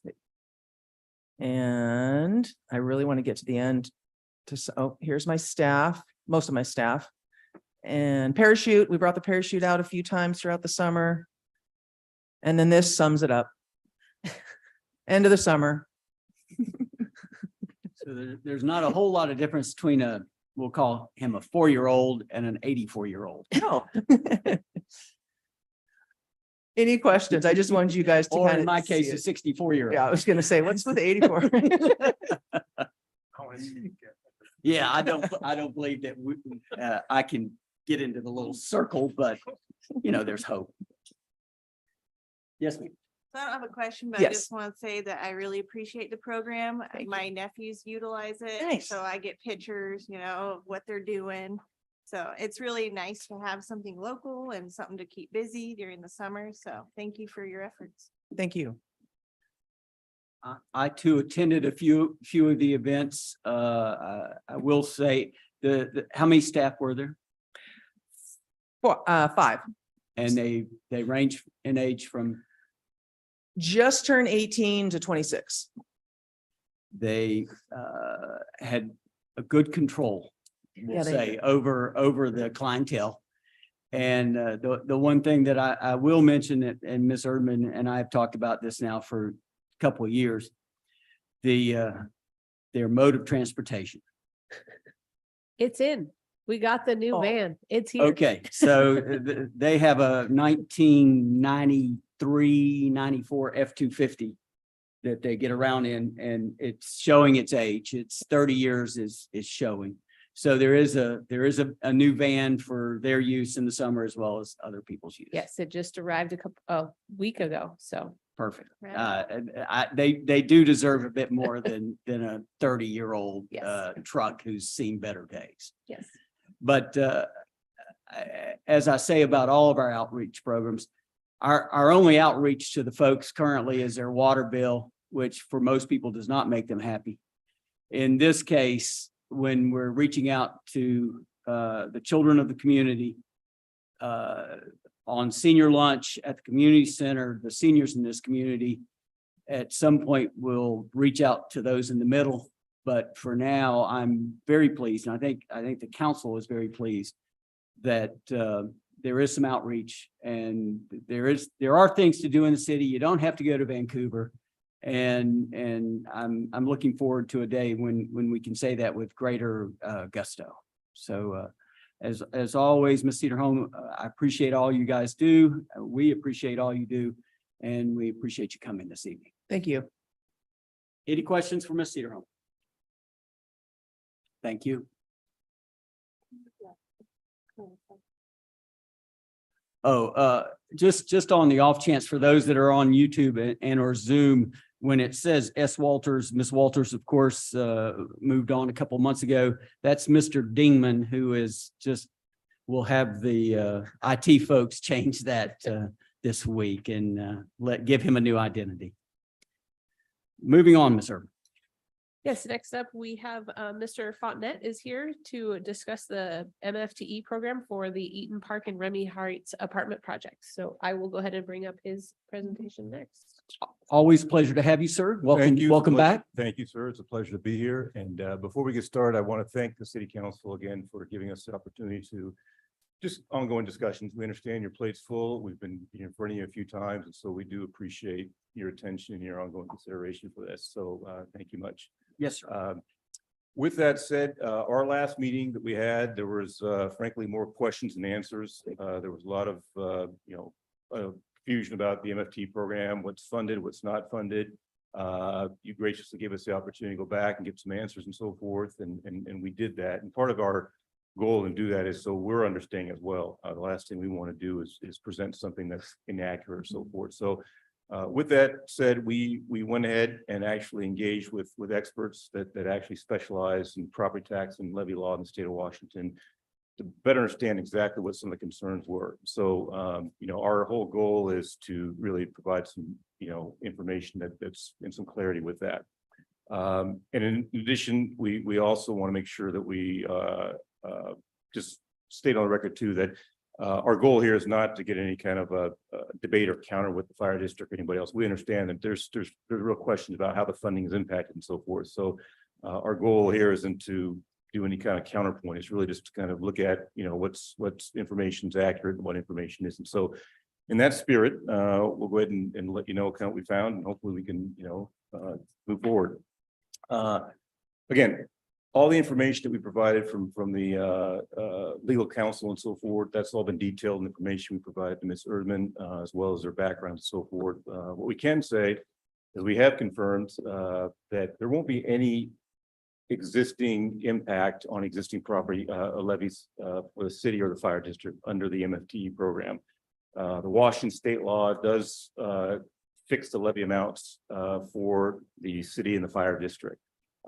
Those are fixed. They are protected by state law, and those increase by 1% a year. If the property tax base shrinks, the levy amounts do not shrink. So those get adjusted based on a codified law in the state of Washington. In the event that say a development scenario took place, I'll give you an example. For instance, let's say the Walmart, for God forbid, are closed. Those property tax revenues that would be generated from Walmart, those wouldn't be lost to the fire district or the city. That just simply means that the property tax base would shrink, and that the corresponding levy rate for those existing properties would go up. So the existing base, if you will, is in place. This is not subject to tax county assessor. This is codified by Washington state law, so it's not up to the county assessor to decide this. This is the way it works in the state of Washington. And again, we've verified this with outside legal counsel, and those opinion letters are provided to Ms. Urban.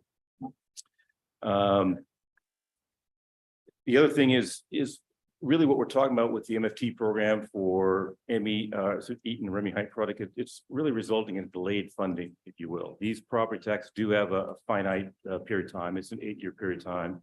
And only the building values are exempt. So land value will still be paying property taxes on that. And in the case of Eaton and Remy, based on the assessed value that we project and the increase in the land value that will correspond with that, we're still going to pay some property tax during the 8-year period. We project about $600,000 in property taxes we pay, and about $100,000 of that would be going to the fire district based on that.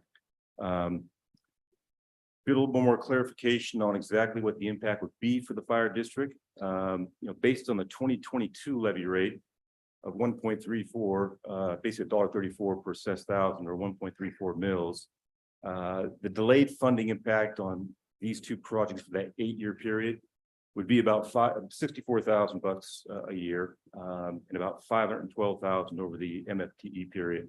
The 2023 levy rate's gone down a little bit. That would be actually 1.2. So the reason why we point this out, and again, we understand that funding is important. We're not trying to minimize 64,000 a year or 512,000 a year. We understand that it's important for the district to get their funds to provide the services. But with that said, the June 13th letter that we received, they had assumed 0 property tax to be paid. So no property tax, even the land value.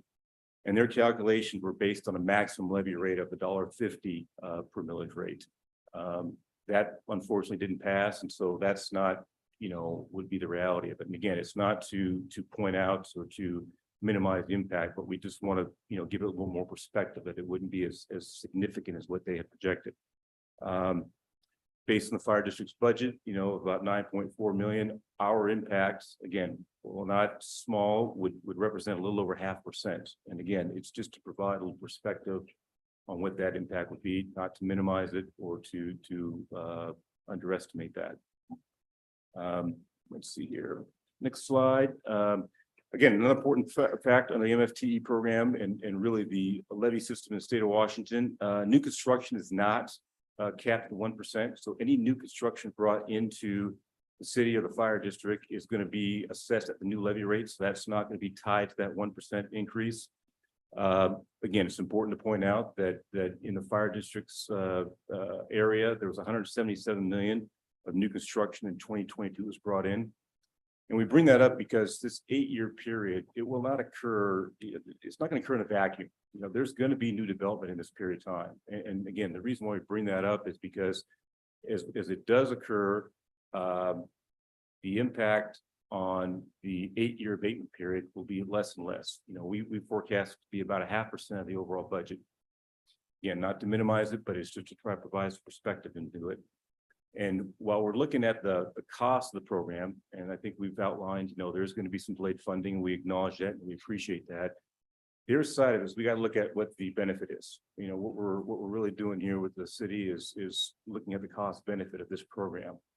The costs we've outlined here, we believe those are fairly well documented. The benefits, though, we really haven't gone into a lot of detail on.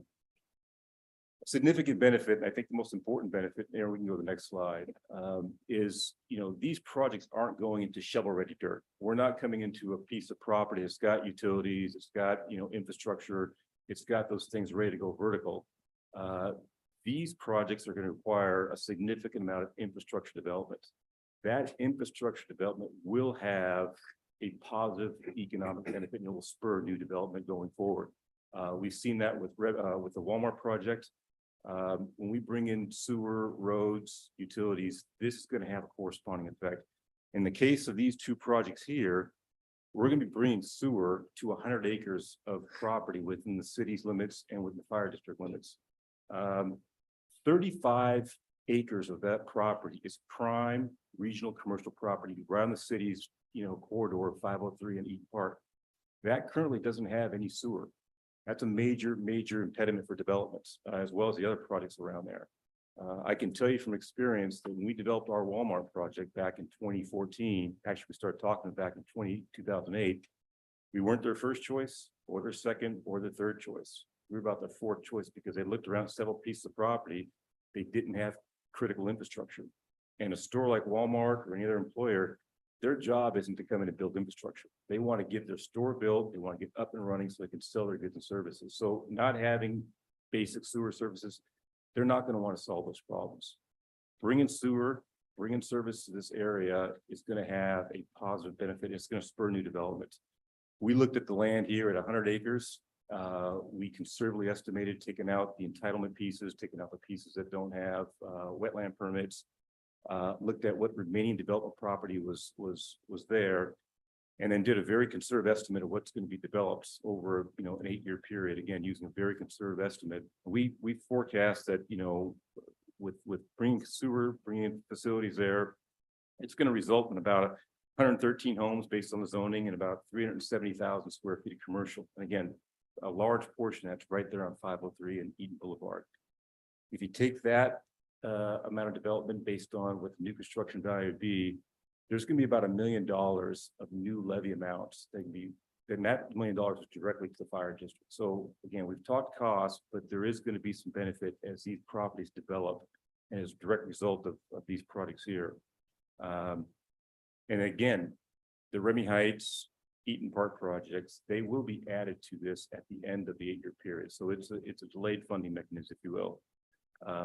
The next slide, I'll show you kind of what, you know, happens with both commercial and residential properties. Again, this is, you know, both an annual and a compounded effect as it adds on the cumulative effect of the new construction values coming into fire district, if you will.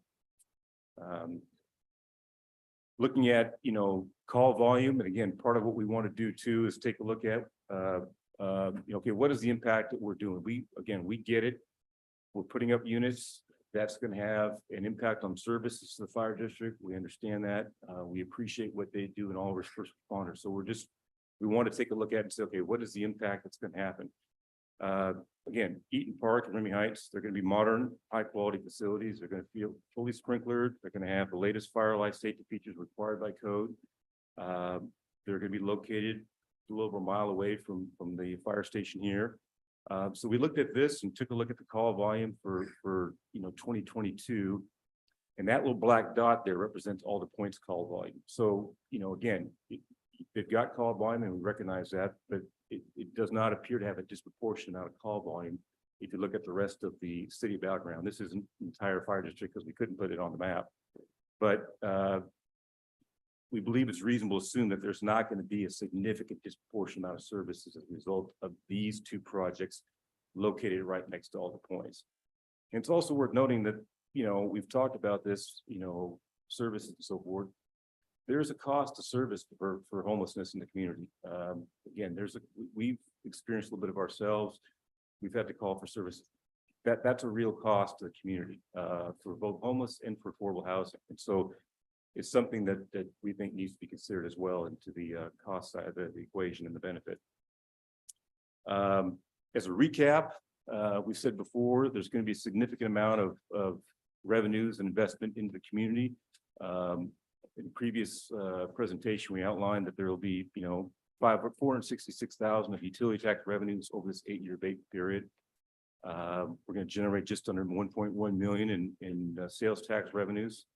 A significant amount of that, real sales tax, will be coming from just the ongoing expenditures of residents over the 8-year period. That's about $3 million. At 200 units, we're going to have approximately 600 residents full time. They're going to be working, living, spending money in this area. That's going to have a significant amount of sales tax revenue. We've outlined before the system development fees and the permit fees are going to be substantial. And of course, there's, you know, 2.5 million in the infrastructure development. When we look at the cost of what we're going to be as far as delayed funding for the fire district, what we believe the new funding will be as a result of new construction. We also will pay SDC fees for the fire district. We believe there's going to be a positive net benefit of about 500,000, 550,000 going to the fire district. So we believe that on balance, the cost benefit is far more benefit than cost in this project under this abatement period. And so with that said, I'll just kind of summarize for you what we've, you know, hopefully shed a little bit of light on. Again, there's no loss in existing revenue amounts for existing levies. Those levies are protected by state law. It's not subject to county assessors, subjectivity, if you will. It's not to their discretion. That's codified in the state law. And again, the Remy Heights, Eaton Park projects, they will pay some property taxes during the abatement period on the land value. Again, we'll have less of an impact than we believe that was outlined in the fire district letter on June 13th. That was based on some other assumptions that we think are not quite accurate. And again, we think the marginal impact on the overall budget that we're going to have on that is going to be, again, reasonable, considering it's going to be probably about 0.5%. The biggest thing we want to make sure is that gets considered is the economic impact that's going to happen as a result of the infrastructure development. That's real. That's going to bring sewer to 100 acres of prime area of the city, and particularly 35 acres of regional commercial property. That will have a demonstrable impact on new construction as it's added to the fire district's levy amounts. We've talked about the revenues to be an investment. And I think it's also worth noting that you know, these two projects that we're looking at developing, we're not asking for any zoning variance. They're not asking for any site plan variance. They will meet or exceed all parking requirements, green space requirements, open space. They'll have tot lots, they'll have park space, they'll have dog runs, recreational areas. We're not even asking for a setback variance. They'll meet every single requirement for the R20 zoning, and they will have more than enough parking that exceeds the city's requirements, as well as landscaping, green space. So with all that said, we just want to thank you again for your time. Again, we're looking at bringing 200 units to the city, but equally importantly, 20 of those units are going to be affordable. And this is an acute problem. It has an impact in the city as far as affordability. So does homelessness. We think the MFT is a great program, and I would just respectfully ask that if not now, when, if not here, where, because 20 units, this problem is going to get more and more acute. Less housing is being built, single family, the cost of that's going up. It's a real issue that we think is going to continue to grow in the county and the city. So again, I appreciate your time. I'm happy to answer any questions you might have. Just one, there we go, so that I can, there's, yeah, Mr. Dingman Oh, and you changed it. Mr. Bowman. Oh, look at there. D.D. Dingman. There we go. D.D. Dingman. Or D, okay. We'll start with Mr. Rogers, please. Yes, so you mentioned homelessness and how this project would help with that. I'm under the impression that affordable housing is not the same as low income housing. So I'm wondering, do you allow for like HIN funding, Section 8, or any of the other state programs that We'll is take your, any of that. Yeah, we'll take any of that. We've got Alder Point does some Section 8. We do some other things. So anything that will contribute towards getting somebody into at the rent that's allowed for in that program, we will do that. so currently Alder Point has residents that are on those programs? We've got a number of residents on housing assistance programs. As far as the specifics, as far as what they break down to, I really don't know that information, but I know that we've reached out and we have a number of them that are on rent assistance programs. So in addition, would you offer that in addition to the set aside 20 affordable units, or are you calculating that? Are you using those for that? Or would it be anybody can use a program plus the 20 affordable? What we would have is under this program here, as we understand it, we would set aside the 20 units that would be required for to meet the affordable housing definition under the MFT program. And the rest of our units would be at market rent.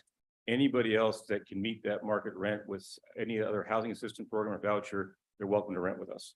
Okay. Yep. So it's not limited to 20. It's somebody applies, they're eligible, they're good to go. Yep, and usually what happens is we don't discriminate against the source of income. So if our market rent's here and we have a number of people like Alder Point, if they don't fully meet it, but they can meet it with a housing assistance program or their vouchers, we have no problem with that. Oh, that's good to know. I was not aware of that. So thank you. Yep. Take all comers. Good for you, sir. Yep. Any other question for Mr. Fontanet? Mr. Fontenette, I do have a few. When do you see this opening? Mayor Johnson, if we can break ground next June, which is our goal, we would be bringing the first units online June of 2025. So We build them in phases. Yep. roughly 18 months, year and a half from now, roughly, Yes. give sir. or take Yes. sir. a day or so. Yes. And when you say market rates, is it a Vancouver rate? Is it a Longview rate? How do we sort out market rates for Battleground? We go with what Battleground is charging. So we keep a regular monthly survey of all market rents for the Battleground specific area. Ourselves, any products in the city limits, we have about 6 or 8 products we track. And then we will also track other projects and so forth, but we figure whatever we can get in Battleground is the market rate. So living today, what is looking at the 7 of us, we're homeowners. What is a 2-bedroom market rate? Roughly, I know Sure. you probably don't know it off the Yeah. top of your head, but a rough 18 estimate. You're looking about 1800 to 1900, depending on what product you're going into. And I'm coming in, what do I need to have to get in? I believe our requirements are 2.5 times the monthly income. So I've got to prove to you that I make roughly $5,000 a month, You about right. Yep. unless you're on Section 8 or some sort of federal or state veterans program or whatever it may And we be. find what happens very often, Mayor Johnson, with a 2-bedroom apartment, usually having roommates. You're usually having 2 people, either 2 income earners, a couple, or 2 separate roommates. Yep. Okey doke. And I would have to have 1 month in advance, a security deposit. Security deposit, yeah, and the security deposit, I believe is based on rental history and credit history. Certainly. Yep. I'm trying to figure out on these 20 units, it would be a smattering of 1s, 2s, and 3s as far as bedrooms, or it's mostly 2s, or what do you hope? I know you haven't Yeah, sourced we this haven't out gotten yet. correct granted, but I would anticipate probably 2s, 2 bedrooms, or they tend to be the most popular, the ones that tend to really target that segment. But, we would take a look and see whatever needed to go ahead and get done. And then, as you know, Mr. Fontenette, we, of course, the 7 of us are not in the apartment construction business, nor are we versed in RCW as they write it in Olympia, where 7 basic people trying to make up 7 basic minds. And so, Ms. Erdman, looking at this, I do see the benefit of it. I appreciate your explanation of how everything goes through. What do we, we're in the benefit of winning for the citizens. And so what's the benefit to the folks, to our 23,000 people? I get 200 more units, 600, roughly 600 people, and the things that come with it. What's the benefit to the folks, I guess, is that's hard to quantify, I understand, but to be very honest, sir, most of the comments that I've gotten over the last month about this program are scalding.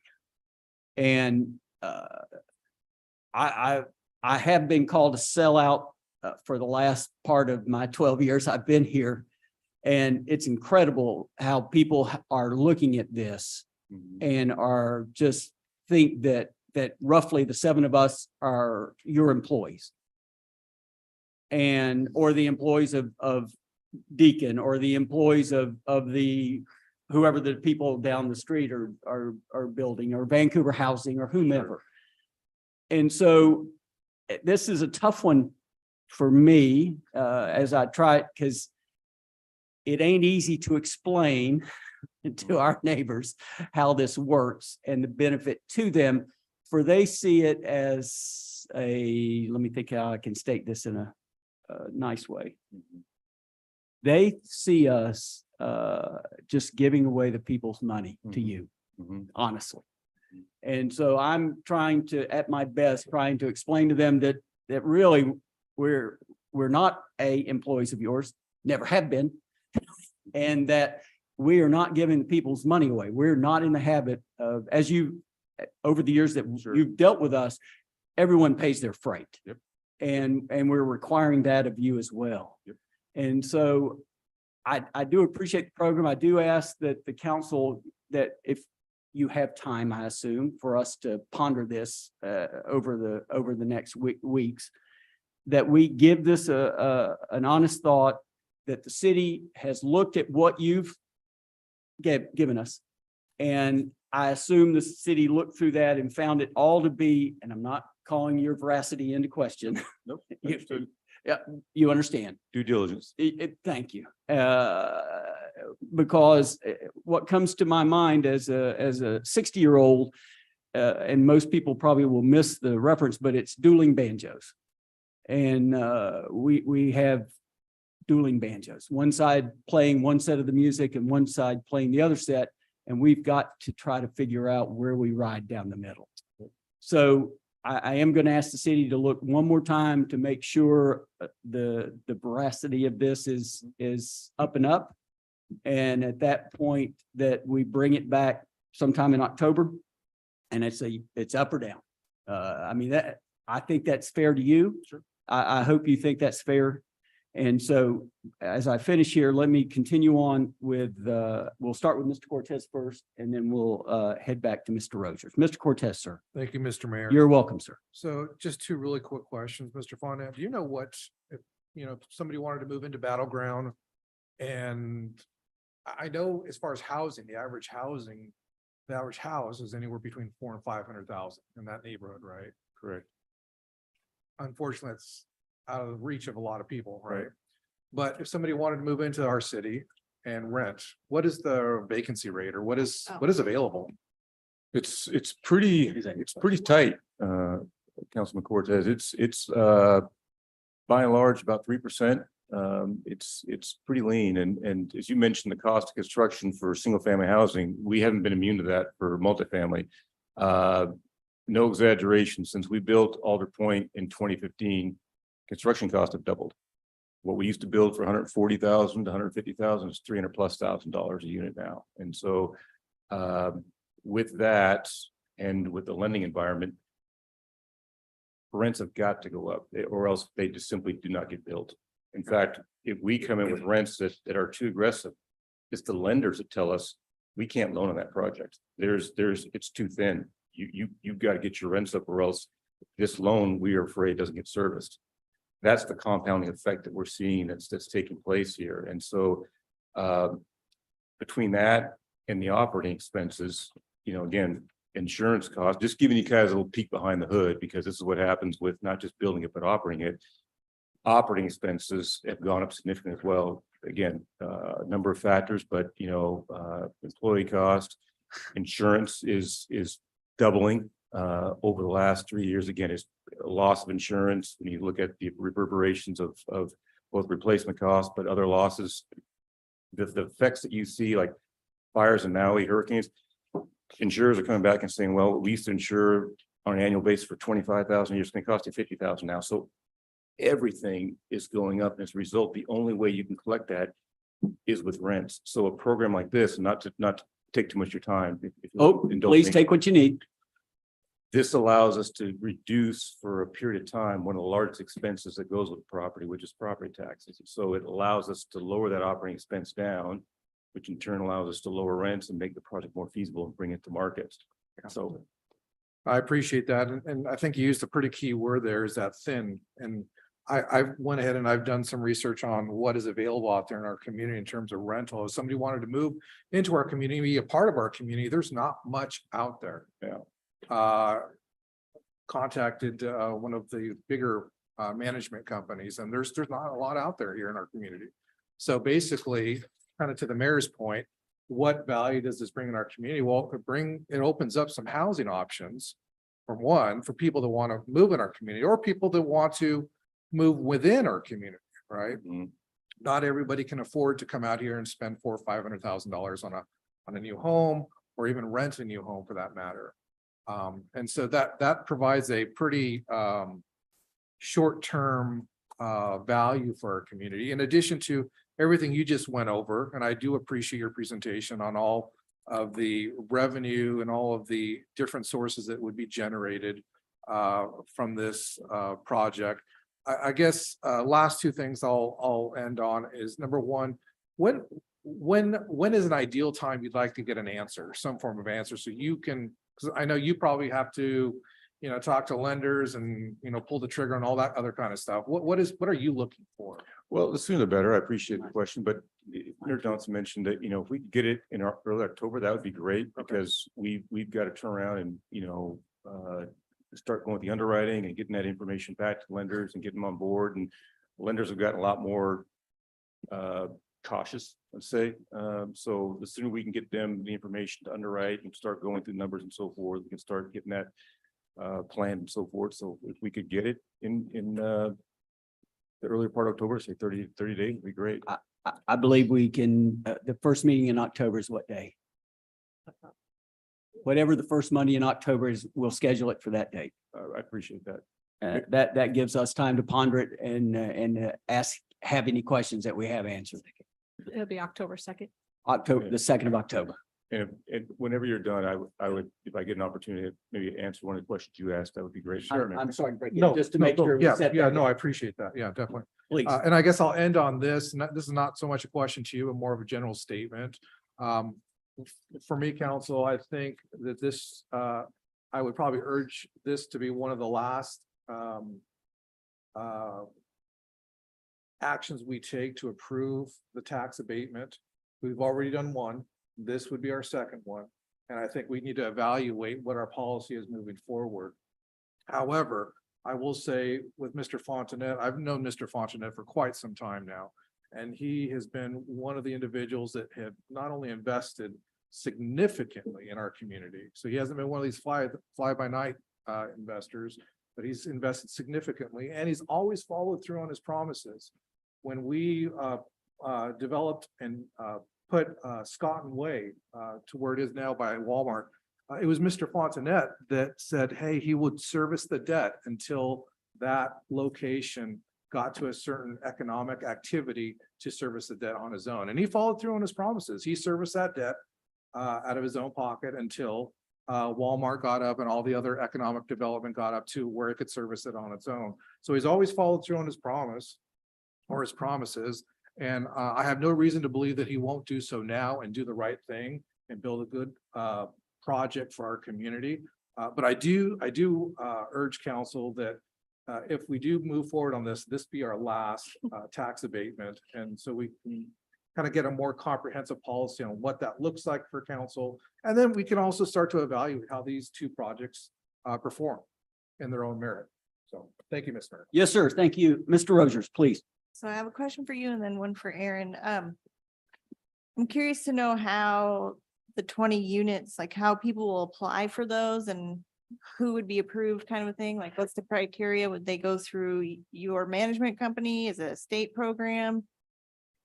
I just. A good question. More than likely to go through a property management company. So we work closely with them. They, the same ones who manage Alder Point would manage this. They do a lot of work with this particular group. They do a lot of VHA work and so forth. We would just let them go ahead and do what they do because they're well versed in that. Okay, and then Aaron, our housing stock, or, I mean, I don't know if housing stock includes multifamily, but are we looking good with our current like development rate? Are we gonna be ahead, behind? We continue to, we're continuing to be a little bit ahead as far as development on the single family and on the multifamily side of things. So we haven't slowed down as much as we anticipated that we would have. I guess more like availability of housing stock. As Mr. Fontanet indicated, I was just kind of doing some quick Googling while we were chatting, and the vacancy rate in Clark County and Washington State itself is very low. We're looking at, 3.5% across the county and the state. So it's a pretty tight market. So I guess I'm just curious with all the stuff that we have coming down the pike. Yeah. If we're gonna be at our requirements for like the gross, are we doing the gross management act GMA. still? Yeah, GMA. Who knows with that law, but Yeah. I mean, are we gonna be looking good? We haven't got our allocations yet at this time, so that's a little bit on the unknown, but I think we definitely have capacity for more based on what's occurring. And then if we had too much housing, then it'd just lower the cost, right? I did see in today, the county put out that they need 44,000 units between now and 2030. And so whatever our portion of that may come, and as soon as they make up their minds, which again, we could be much older than we are now waiting on that. But so our part would, whatever our portion of that would be. We're on track to meet. I would think we are. If we're ahead of, and are we still, you know, and you'll forgive me, I can't think of what the program's called of ratio between apartments, multifamily and single family. Yeah, Are we still meeting that goal? Our goal is a 75-25 split. I'd have to look in to make sure where we're at within those percentages. I don't know offhand, so, but I can look at that and bring that back at the October meeting. Thank you. Yes, sir. And we'll finish with whatever you may have. Well, I appreciate your time and consideration. Were there any other comments? I didn't want to, okay. I appreciate your position there, Don. I understand the rhetoric that's out there, and I understand the position you're in and what you're up against and so forth. And so I understand. I understand the benefit has to be explained and so forth. I just think people need to realize that you know, the benefit really is, you know, we're developing a piece of property, but it's the infrastructure we're building in. I'll be honest with you, if I could find a clean piece of dirt, I had to put in $2.5 million, I wouldn't be talking about the MFTE program. Dead honest. I mean, I would love to have a really clean, simple piece of dirt. We've never been able to find it. And that's okay. We think that it's been a benefit and a win-win for the city and us, because as we've developed infrastructure down there, I think it's provided community-wide benefit. You know, the Walmart provides basic services, but that also brings the mod pizzas and the Menchie's and the dental clinic and the Chipotle, the stuff that people like. I think the same type of thing here is that the infrastructure we'll put in, especially if we can help facilitate the development of that 35 acres in the corner, that'll bring in, you know, a lot of nice, exciting businesses that benefit the community. That'll tie in nice with the Eaton Boulevard improvements. Opening up, you know, additional land to the west that needs to be developed. Again, that helps solve some problems like sewer. Those are real benefits to the city. If we can improve the traffic flow by finishing off 15th, going north and south, connect up, you know, Scott and Way, and now with the newly improved Eaton Boulevard, those are real benefits. And I think beyond that, just providing 20 units of affordable housing, if we could build a project, our goal is to build good quality workforce housing. We're not trying to build Class A's. We're trying to build under the hood, nice, solid B+ product we can rent to people on a full basis. If we could do that without extra incentives, we would do it. But the reality is, if people want affordable housing, it's gonna have to take a group effort, because costs and everything else have just gotten so expensive. And we're seeing that trickle in from single family to multifamily. It's one of the reasons why most of the stuff being built downtown has got to be multi-rise, high story stuff, because that's the only way they can make it pencil. So I'll leave that with you folks. I very much appreciate your consideration or ongoing consideration, and be happy to answer any questions in the interim if you have anything else. Thank you for your time. Mr. Bonnet, it's always a pleasure, sir, and we'll see you on the second day of October. Thank you. Moving on to citizens' communications. Is there anyone that wishes to address the council on any matter they may have in their heart? Seeing no one, we'll move on to the consent agenda. Does any council member believe that any item needs to be withdrawn? Those to approve. Thank you, sir. Second. Thank you, sir. Any questions? Hearing none, all in favor? Aye. Aye. Any opposed? Hearing none. We did move the agenda for the revenue projection for 2024. We'll put that right here under business. So we'll turn it over to Ms. Erdman and Ms. Lowry. Thank you, Mayor Johnson. Turn it over to Ms. Lowry. Hello again, council. So we're going to go through the general fund revenues as well as the development projections. So in looking at our revenues, there's a variety of things we look at as far as what our maximum ability is. And outside of new voted revenues, we're pretty restricted to what we can do within the general fund. As far as the 1% increase property tax, we have our sales and use tax, which is dependent upon folks spending money within the city or construction happening. Our utility taxes, we do have a little bit more leeway with our water, sewer, and drainage utility tax. There's no cap on what we can set that at. Fuel tax, that's a state share with what they decide per capita. The building activity is dependent upon the economy and what's going on within our city. We have our fees that we set, but we can only charge what it costs us to actually perform a permit or a copy. We can't make any money on that. Grants, that's dependent upon what's going on with the state and the federal government. We have our cash reserves, which we do have quite a bit of cash reserves, as you all are aware. And then we have capital financing, bonds and leases, and then we can do rate increases with proprietary funds, which makes things a little bit easier to pay for things. So this just gives you a graph. You guys have seen this before, so I won't spend any time on it. So looking at our taxes for 2024, we do have a large portion coming from sales tax. We have estimated sales tax at 5.7 million, which makes up taxes overall or 51.9% of the overall general fund. And then 23% is in our governmental revenue. And then 17.3% is our charges for services. So we're going to start with property tax. So looking at property tax, it's 16% of the general fund revenue. We have the option to increase whether it's 1% or the implicit price deflator. We anticipate that coming in at over 1% again, so we'll be able to do the 1%. If it comes in under 1%, that would be shocking at this point in time, just based on what CPI is doing. It's approved through council ordinance. This would happen in November after a public hearing. And then the annual 1% increase is approximately $39,256 to our levy amount. The other way property tax increases is with new construction based upon what the assessor has given us. Our new construction came in at about $133 million, which equates to $145,244 increase to our levy.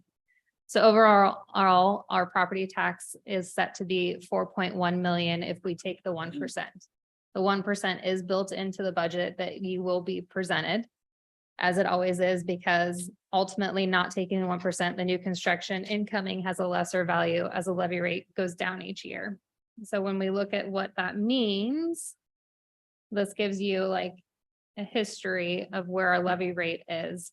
So taking the 1% sets it at $1.02 per thousand, which then looking at the average home here, what that difference means, there's about a penny difference between taking the 1% and not taking the 1%, which the far right column gives you the difference based upon what's going on with each individual home's assessed value. It's about a $5 difference between taking the 1% and not taking the 1% across all values. Obviously, the higher you go, it goes up a little bit higher. So on the bottom one, you have 812,000. It's a $7.91 difference between taking 1% and not taking the 1%.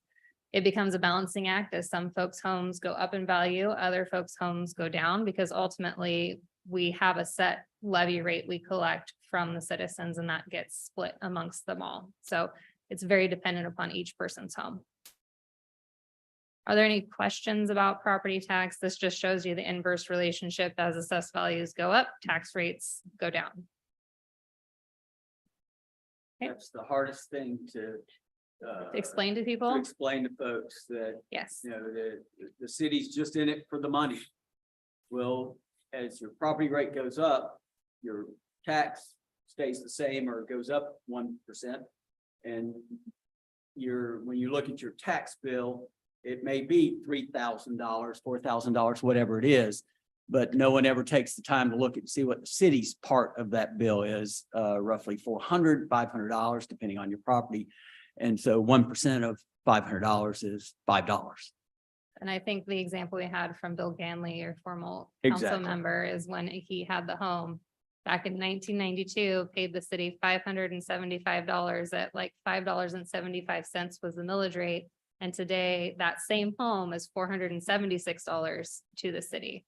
So I mean, over the span of that many years, you're not seeing, it stays pretty flat because that's ultimately how it works. And again, it's the ebb and flow of assessed value depending upon your own home. And it And doesn't account for inflation too. exactly, a Correct. $92 was worth more than a $23.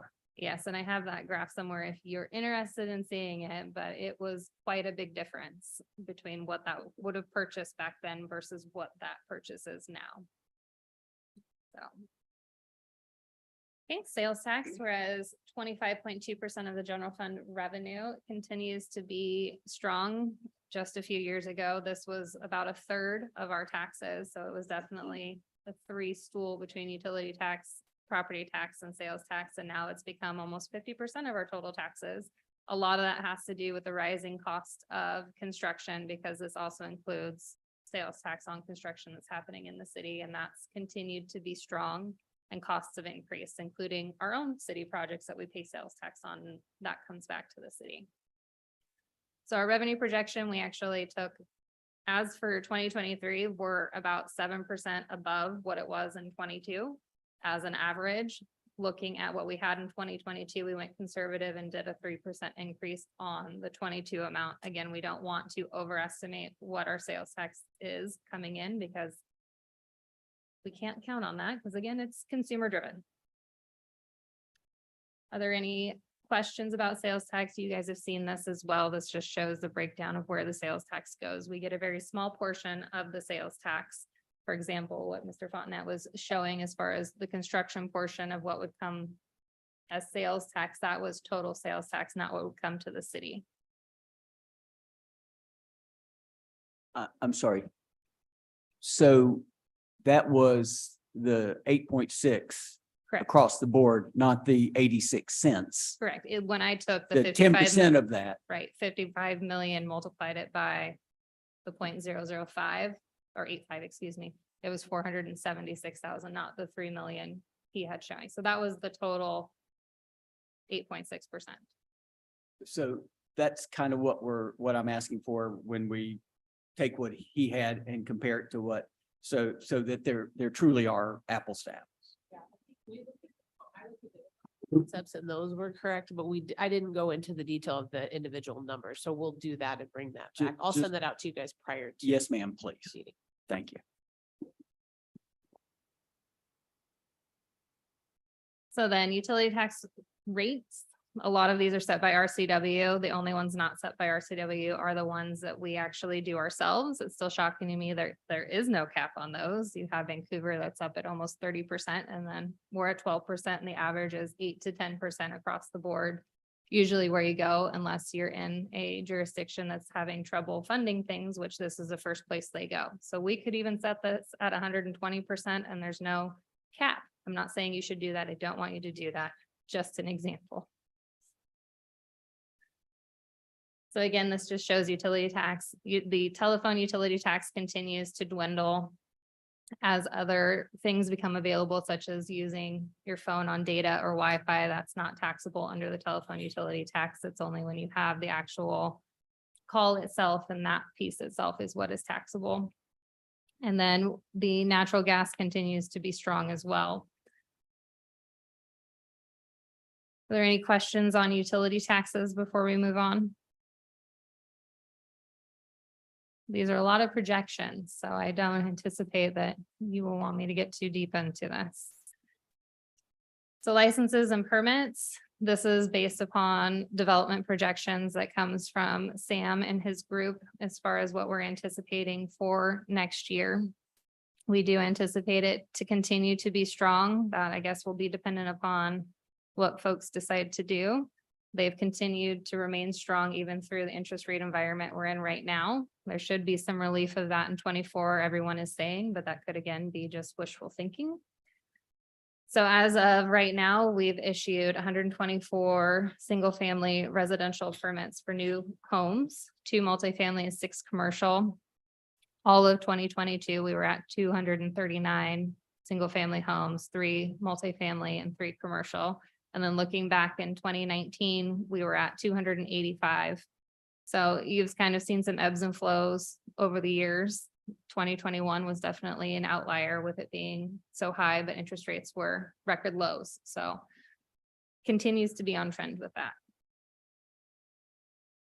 The intergovernmental revenue, this includes the ARPA funds. So as we've explained before, we book this revenue within the general fund and then transfer it to the projects as expenses occur. We're basically our own granting agency for the ARPA dollars.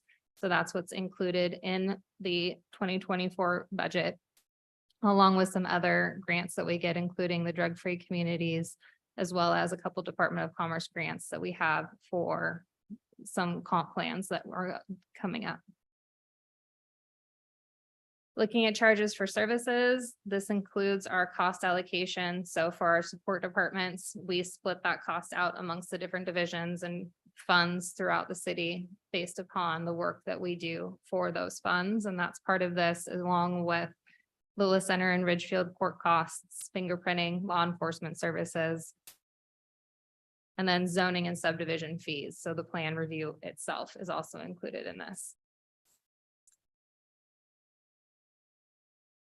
Fines and forfeitures, since the Blake decision, this has continued to decline, and since COVID kind of went hand in hand. So this continues to be a low revenue stream, but it is what it is. That's ours, not the total court. That's not what's going to La Center. That's That's not what's ours. going to Ridgefield. That is just ours. Total fines and penalties, since the dollar amount's not on there, we have slated for the 24 budget at 123,000. And then we have miscellaneous revenue, which is what it sounds like. This includes our rents and leases for the building, which we anticipate to be about $190,000 we're getting from our occupants within City Hall. We have 200,000 in investment earnings. Didn't go too strong on that estimate either. Again, don't want to jinx it and plan for high interest rates again, like they've continued to be this year. Is the building full? We have 1 vacant suite at the moment.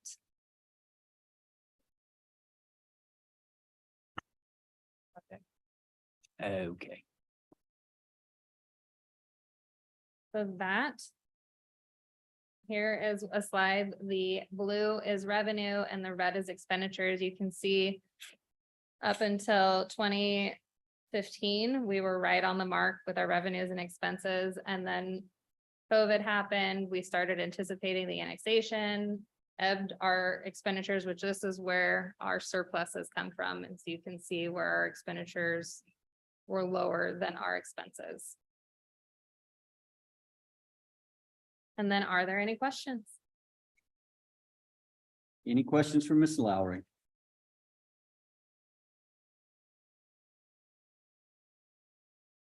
Well, I think I can speak for Mr. Cortez and Mr. Bowman to say that when we first started some years ago, this is a little rosier than when we first started some years ago. And that truly is a blessing.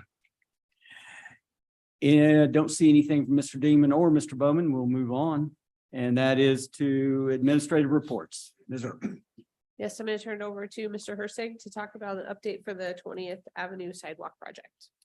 So we've been working on the 20th Avenue sidewalk, just to give you an update on it. We got the environmental back. So thankfully while there is wetlands out there, they're not as, I guess, as severe as you could expect for Remy. There's quite a bit that's buffer and not wetlands, so that will help with the permitting process. When we originally started, we looked at the design that we were going to go with when we applied for the grant, which was having a sidewalk and bike path over. It's just kind of a reminder too, we're looking over at the east side of 20th, connecting 6th down to Scotton and connecting the path in that comes across Remy. So we looked at kind of that original design that we were going with in the grant. In looking at that, the impacts to the wetland And additionally, the stormwater requirements for a path and bike lane of that size were probably going to be more severe than we want to deal with a project like this. So we made the decision to go with a 5-foot, essentially asphalt path over there. It will still provide the benefit of connecting the two streets and connecting the path through Remy. What it will do, like I mentioned, is limit the wetland permit that we need to get, as well as limiting the stormwater improvements that we have to make with this project. We'll still enhance the crossings, do those sorts of things. But yeah, it's kind of the best path forward. So that's what we're doing.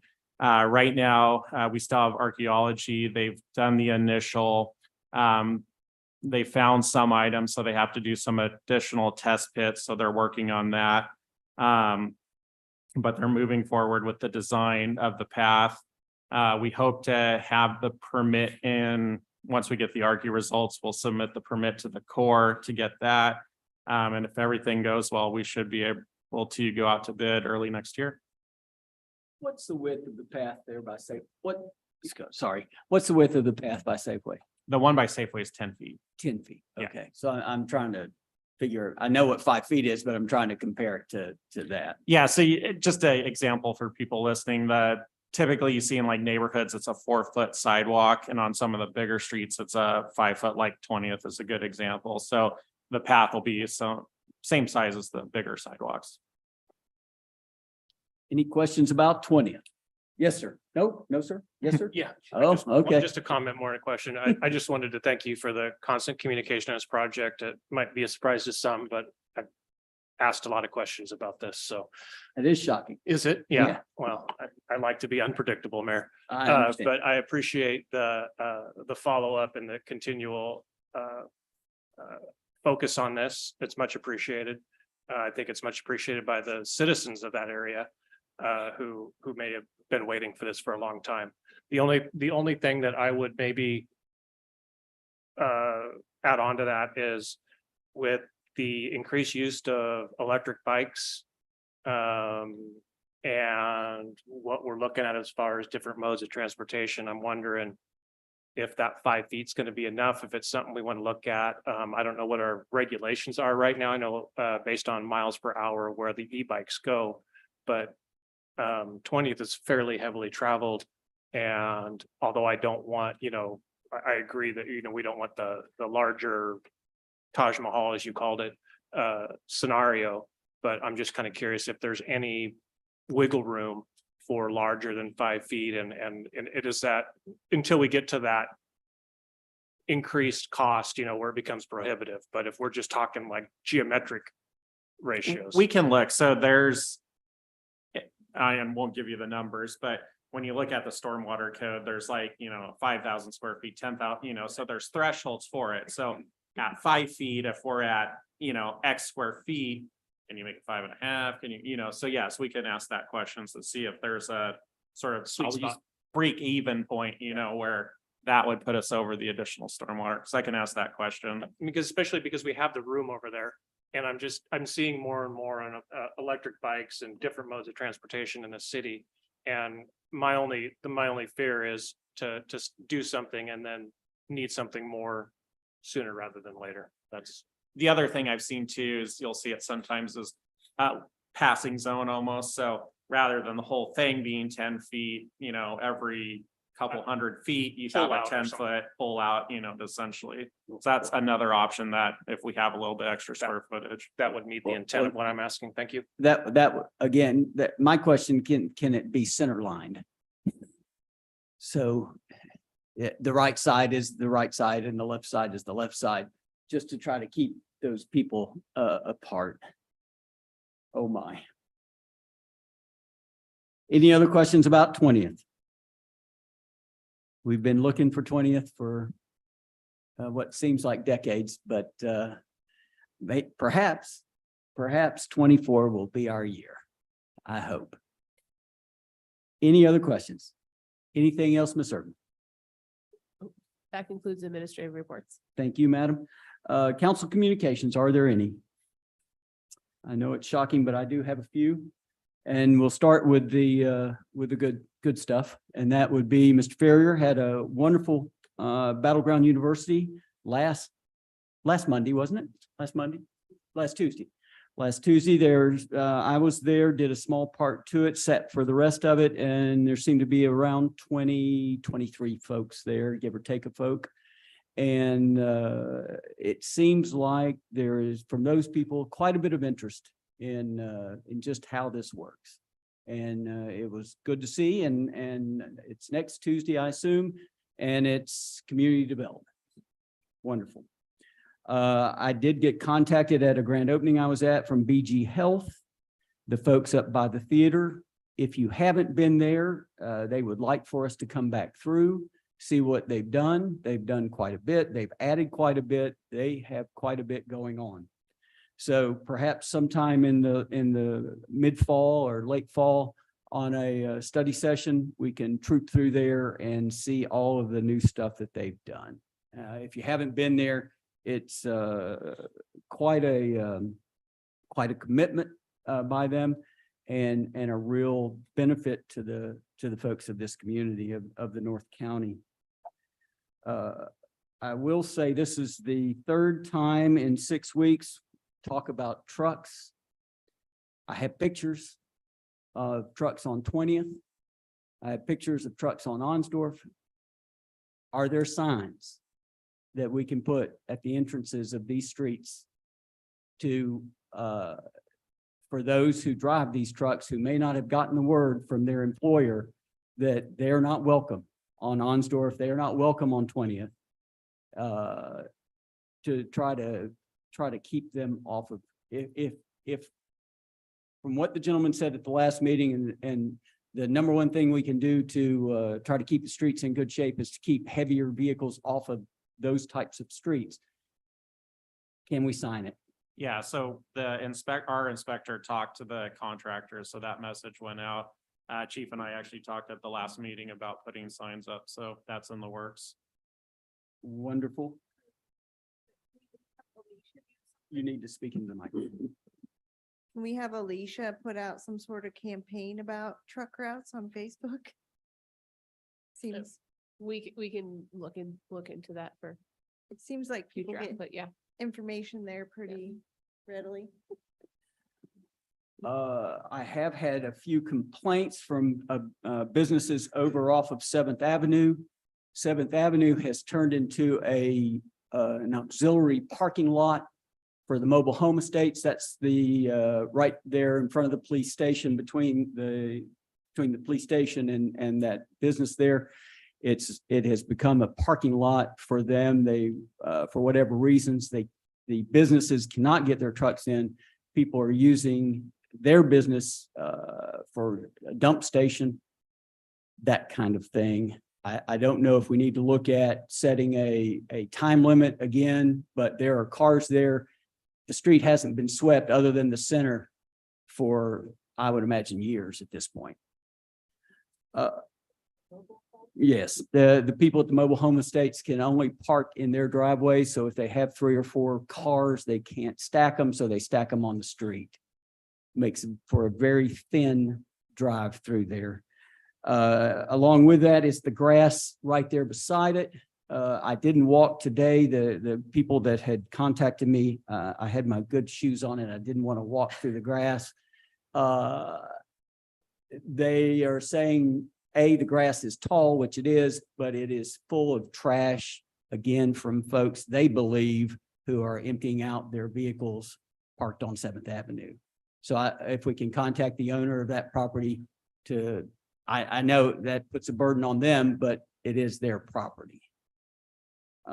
Moving on. So that's that. Ms. Erdman and I, Mr. Ferrier, and I, and meeting have been talking about, again, and it's I know it's a broken record, but it's about out-of-state plates. Our neighborhoods are still full of them. We had the highway state patrol come through 3 or 4 months ago. At some point, I'd like to see what we've done to try to alleviate some of that. We've Mr. Ferrier and I, Ms. Erdman and I have also talked about, there's one specific car that hasn't moved in 7 months on a neighborhood street. It was tagged by the police roughly 3 weeks ago. It is still there tonight as we sit here. The parking ticket is still on it. The plate is still expired. The Oregon plate is still expired. The car hasn't moved in 7 months. And when they tagged it 3 weeks ago, they did nothing. If the idea is see something, say something, I must ask the city to do something.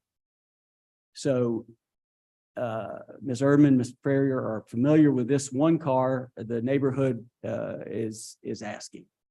I'm asking. Which brings me to the next thing on tagless vehicles. According to my insurance agent, with no tag, you have no insurance. Is that correct, Mr. McCoy, with your view of insurance? He can't answer. But according to my agent, if you don't have a tag, you don't have liability insurance because they don't know you. In a 4-block area of my neighborhood, and again, I walk my neighborhood every day, there are 7 tagless vehicles. One of them I started talking to the police about on November of 2021. It's still tagless 2 years later. If I'm paying my tag, if my neighbors are paying my tag, if we're paying our tags, they should pay their tags. The only way that seems to make them pay their tags is for the city, i.e. the police, to remind them to tag their vehicle. So I'm asking that the city take the time to find these tagless vehicles, and the RCW is pretty clear. They mark them, you get 72 hours. If they haven't fixed it, it's towed. That's the RCW. So I would ask the city to do that. And then finally, I would ask the city, and I'll ask the council too, to join me in a resolution that we ask the city to set up a radar schedule in school zones. I sat out there today on Onsdorf. Again, it's hard to judge cars when they're coming by you as you're standing there, and I get that. But at 20 miles an hour, one can tell 20 miles an hour. And the ladies out there, they're doing yeoman's work, and it's up to us to protect them. So I would ask that the council, if there's no objection, that at the next meeting, that the city set up a radar schedule and let us know when that is. I would even say that we put it on Facebook and say when we're running it. That way, no one can complain. And along with red light runners and traffic tickets, we have a traffic problem. And I understand that there will be traffic cops coming in the new year, but there's 4 months between now and the new year. And so I would ask the city, and without objection, I would ask that they set up a radar schedule, let us know, we'll put it on Facebook. No one can complain at that point if you're doing 30 in a school zone. Mr. Mayor, if I may. Yes, sir. I support, emphasis patrols. I think that's a good thing, but you said you're asking for a resolution. I'm asking for an agreement from the city, from the council. All right, not a resolution. Not a resolution, an agreement from the council. If someone disagrees with that, then we'll certainly take that into note, but that they set up a schedule so that we can start doing that. These 2 ladies on Onsdorf, the people on Parkway, and wherever else crosswalk guards are, they deserve a little backing. We didn't do it last year. Let's try to do it this year. Beside that, I don't see anything else. If no one has anything else, our next meeting is September 18th. The study session begins, of course, at 5:30, and the regular meeting is at 7. We'll see you then.